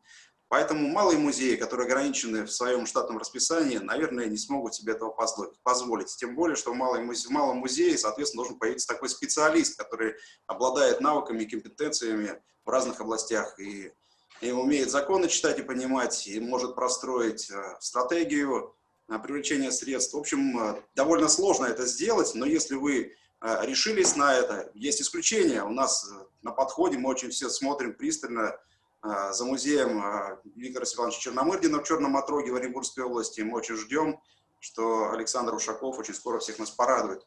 Это та история, которая не связана напрямую с фондом Потанина, потому что самостоятельно Александр и руководители музея делают историю создания фонда целевого капитала. Вследствие пандемии она не очень получается, но это отдельный опыт, который очень интересен. И когда наш Центр знаний по целевым капиталам соберется вновь на очередную сессию, то мы попросим, конечно, Александра и остальных наших коллег. Владивосток у нас сейчас близок к созданию фонда целевого капитала, но это тоже потанинская история. Ну вот так, вот мои замечания, коллеги, поддержите еще, давайте несколько мыслей ценных разовьем, такие выжимки из опыта. Георгий, пожалуйста. Я бы сказал такую мысль о том, что законы написаны людьми для людей, иногда на нечеловеческом, конечно, языке, но все они поддаются пониманию, вот, при желании. И Главное в этом деле эти законы держать под рукой, периодически их пересчитывать, и тогда эта информация, она просто откладывается. И мне кажется, что самое легкое вот в этом деле, на мой взгляд, это прочитать закон, посидеть, вечерок потратить, чтобы вникнуть. Вот. Сложно, конечно, бывает работать с людьми, вот в каком плане. Это уже сегодня звучало, но мне нравится эта мысль, что нужно приходить за помощью с конкретными предложениями. Давайте вы нас там поддержите как-нибудь. Прикинуть бизнес-задачу, которую вы можете решить для вашего партнера, и тогда он охотно откликнется. Потому что, в общем, эти люди работают за деньги, они благотворительностью, в общем-то, ради выгоды тоже занимаются. Но поэтому нужно это иметь в виду обязательно. Спасибо, Георгий. Владимир, есть какое-то добавление к нашему диалогу?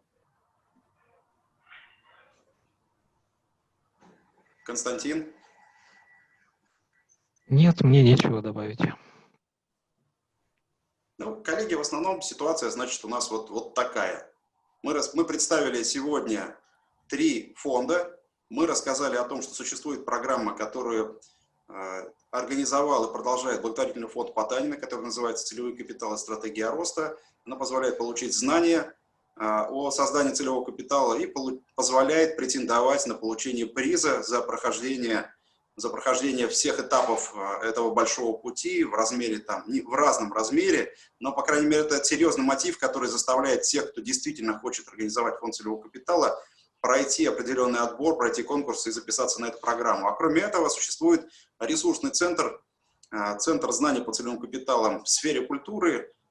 Штаб-квартира его находится в городе Омске. Мы занимаемся уже 2 года с около 20 представителями региональных российских музеев. География приятная, от Владивостока до музеев Москвы и от Нижнего Тагила до Абакана. Вот такая география у нас. Константин просил обратить внимание на то, как можно получить знания в нашем ресурсном центре. Мы первый раз 1,5 года назад набрали группу, состав ее немножко обновляется, группа людей, которые готовы и желают создать фонды целевых капиталов. И эта программа с ними, кроме работы с конкретной группой людей, которых мы набрали, которых мы сопровождаем по каждому этапу создания фонда целевых капиталов, мы организовываем выездные семинары, причем делаем это за свой счет. Мы готовы прилететь в ваш регион, выступить в вашем музее, поговорить с вашим руководством и с теми людьми, которые пока только примиряются к идее создания фонда целевого капитала, потому что всем известно, что пророков нет в отечестве своем, да, поэтому очень полезно бывает, когда приезжает со стороны человек, который это сделал, и рассказывает о том, что это возможно. Поэтому мы готовы бесплатно для вас совершенно прилететь, поговорить, объяснить и успокоить о том, что все это хорошо, о том, что все это возможно.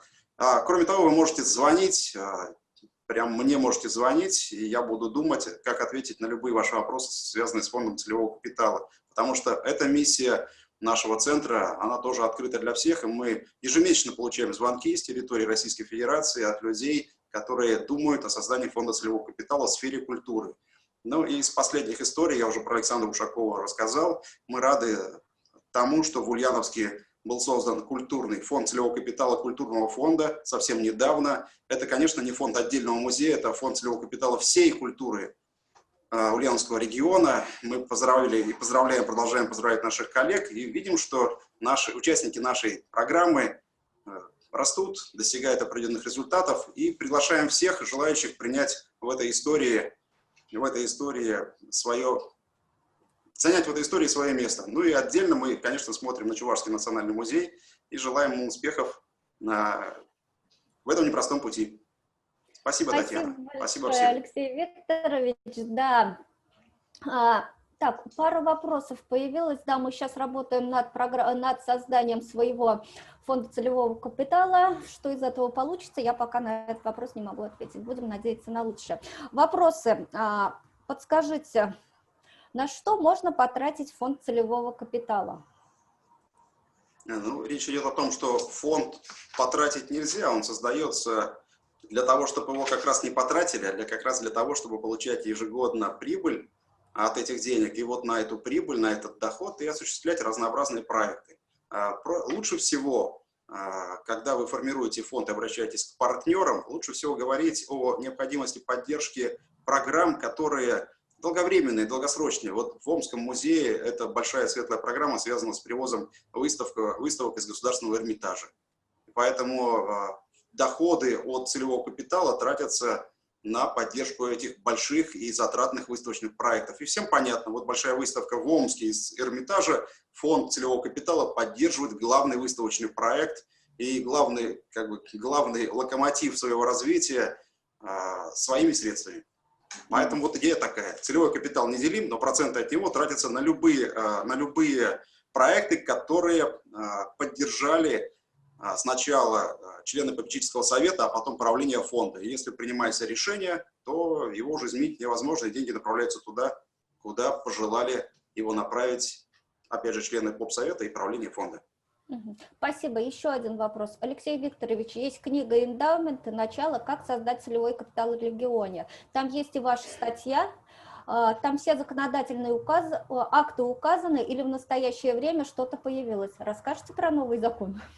Ну, я не буду рассказывать, у нас сейчас времени не хватит. Я рекомендую посмотреть, есть в Ютубе, есть в Фейсбуке замечательный ролик, разбор последних изменений в законодательстве, которые сделала дружественная нам организация «Юристы за гражданское общество». Там подробно, как они умеют, все разобрано замечательно и хорошо. Плюс я обращаю внимание, что недавно в нашей стране появилась еще одна организация, называется «Национальная ассоциация эндаументов». Очень серьезная структура, которая и была в том числе родоначальником вот этих последних изменений. Изменения действительно, ну, мне кажется, существенным образом упростили саму процедуру создания фонда целевого капитала. Они полезные, они такие прям замечательные. Сейчас нет смысла о нем рассказывать. Почитайте, а потом, если появятся вопросы, позвоните нам, и мы поговорим. И у меня еще один вопрос. Вот здесь все представленные эндаументы являются сибирскими. Это какая-то закономерность или у нас так случайно получилось? Ну, давайте мы Татьяну одну и Татьяну другую спросим. Почему при столь высокой красоте их зданий, хотя Татьяна Червячкова говорит о том, что, ну, наш музей там небольшой, я смотрю, там 4 этажа небольшого музея, да, так, скромничайте. Вот у них надо спросить, почему до сих пор нет.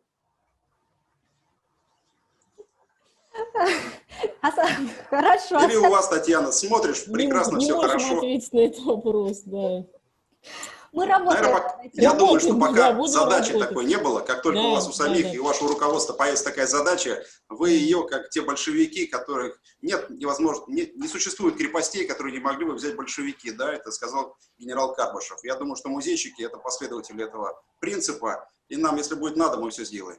Ну, опять же, вот, да, так, какой-то внутренний страх, наверное, то, о чем я говорила, да, мы как-то, ну, просто что-то нужно преодолеть и сделать, потому что, слушая коллег всех, да, ну, вообще все как бы на поверхности, все просто, в принципе, все реализуемо и все реально, поэтому тут вот чисто какие-то причины, да, брать и делать нужно, вот и все. Брать и делать, все Да, просто. бери и делай. Так, и еще у нас у Татьяны Валерьевны был вопрос к Татьяне Николаевне. Да, Татьяна Николаевна, у меня вопрос такой.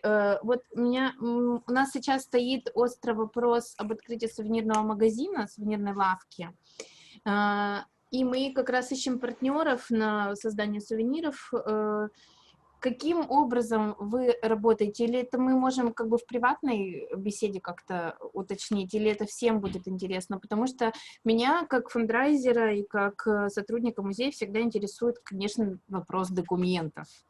Вот. И на каких условиях создаются все эти прекрасные ваши сувениры?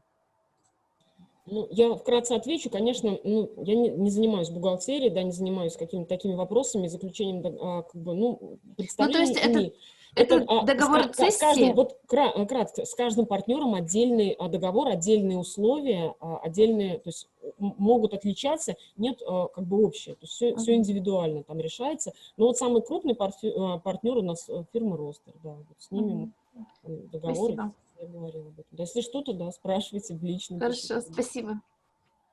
Спасибо. Спасибо большое всем присутствующим. У нас сегодня был очень такой интересный разговор. про фандрейзинг. Мы выяснили, что он, оказывается, в музее может быть совершенно разным, и в главном случае, наверное, в фандрейзинге важным является не само телодвижение, пытаться что-то делать, а именно итог, что мы можем получить. То есть вот это и партнерские проекты, есть краткосрочные проекты, про которые мы сегодня говорили, краундфандинг, есть долгоиграющие истории, это эндаумент, про который мы сегодня тоже поговорили, которые стратегии будет приемлемы для вашего музея, наверное, выбираете вы сами.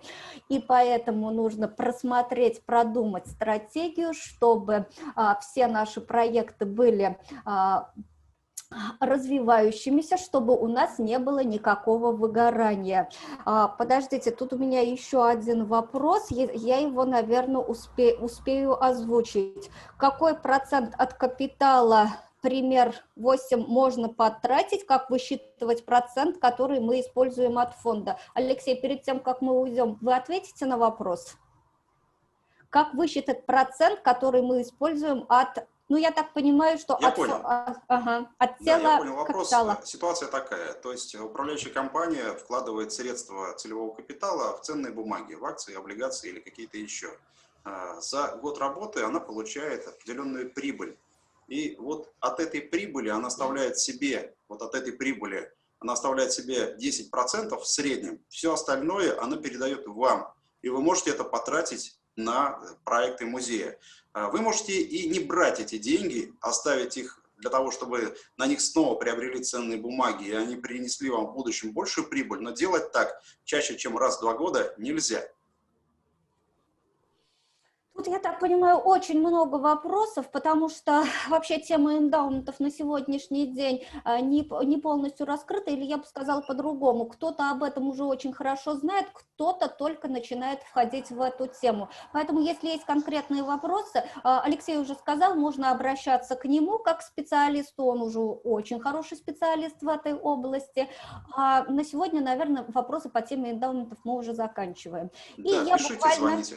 Да, 3 слова скажу про завтрашнюю секцию, небольшой анонс такой на завтра. То есть у нас завтра последняя секция фестиваля, и она будет называться «Волонтер в музее». С нами будет Мария Бахонок, заведующая отделом внешних связей и коммуникаций Ульяновского областного краеведческого музея, Ирина Гавриленко, заместитель директора по развитию основной деятельности Омского областного музея изобразительных искусств, Анастасия Негодаева, специалист по связям с общественностью, руководитель волонтерской службы Екатеринбургского музея изобразительных искусств, Кошелеева Ксения, специалист по организации культурно-массовых мероприятий и молодежных проектов Государственного музея-заповедника Ростовский Кремль, Наталья Лапченко, экскурсовод Хабаровского краевого музея, и Леонид Кавардаков, заведующий экспозиционно-выставочным отделом Вятского палеонтологического музея. Вот такая программа у нас завтра. А на сегодняшний день мы заканчиваем. Спасибо всем большое, что приняли участие.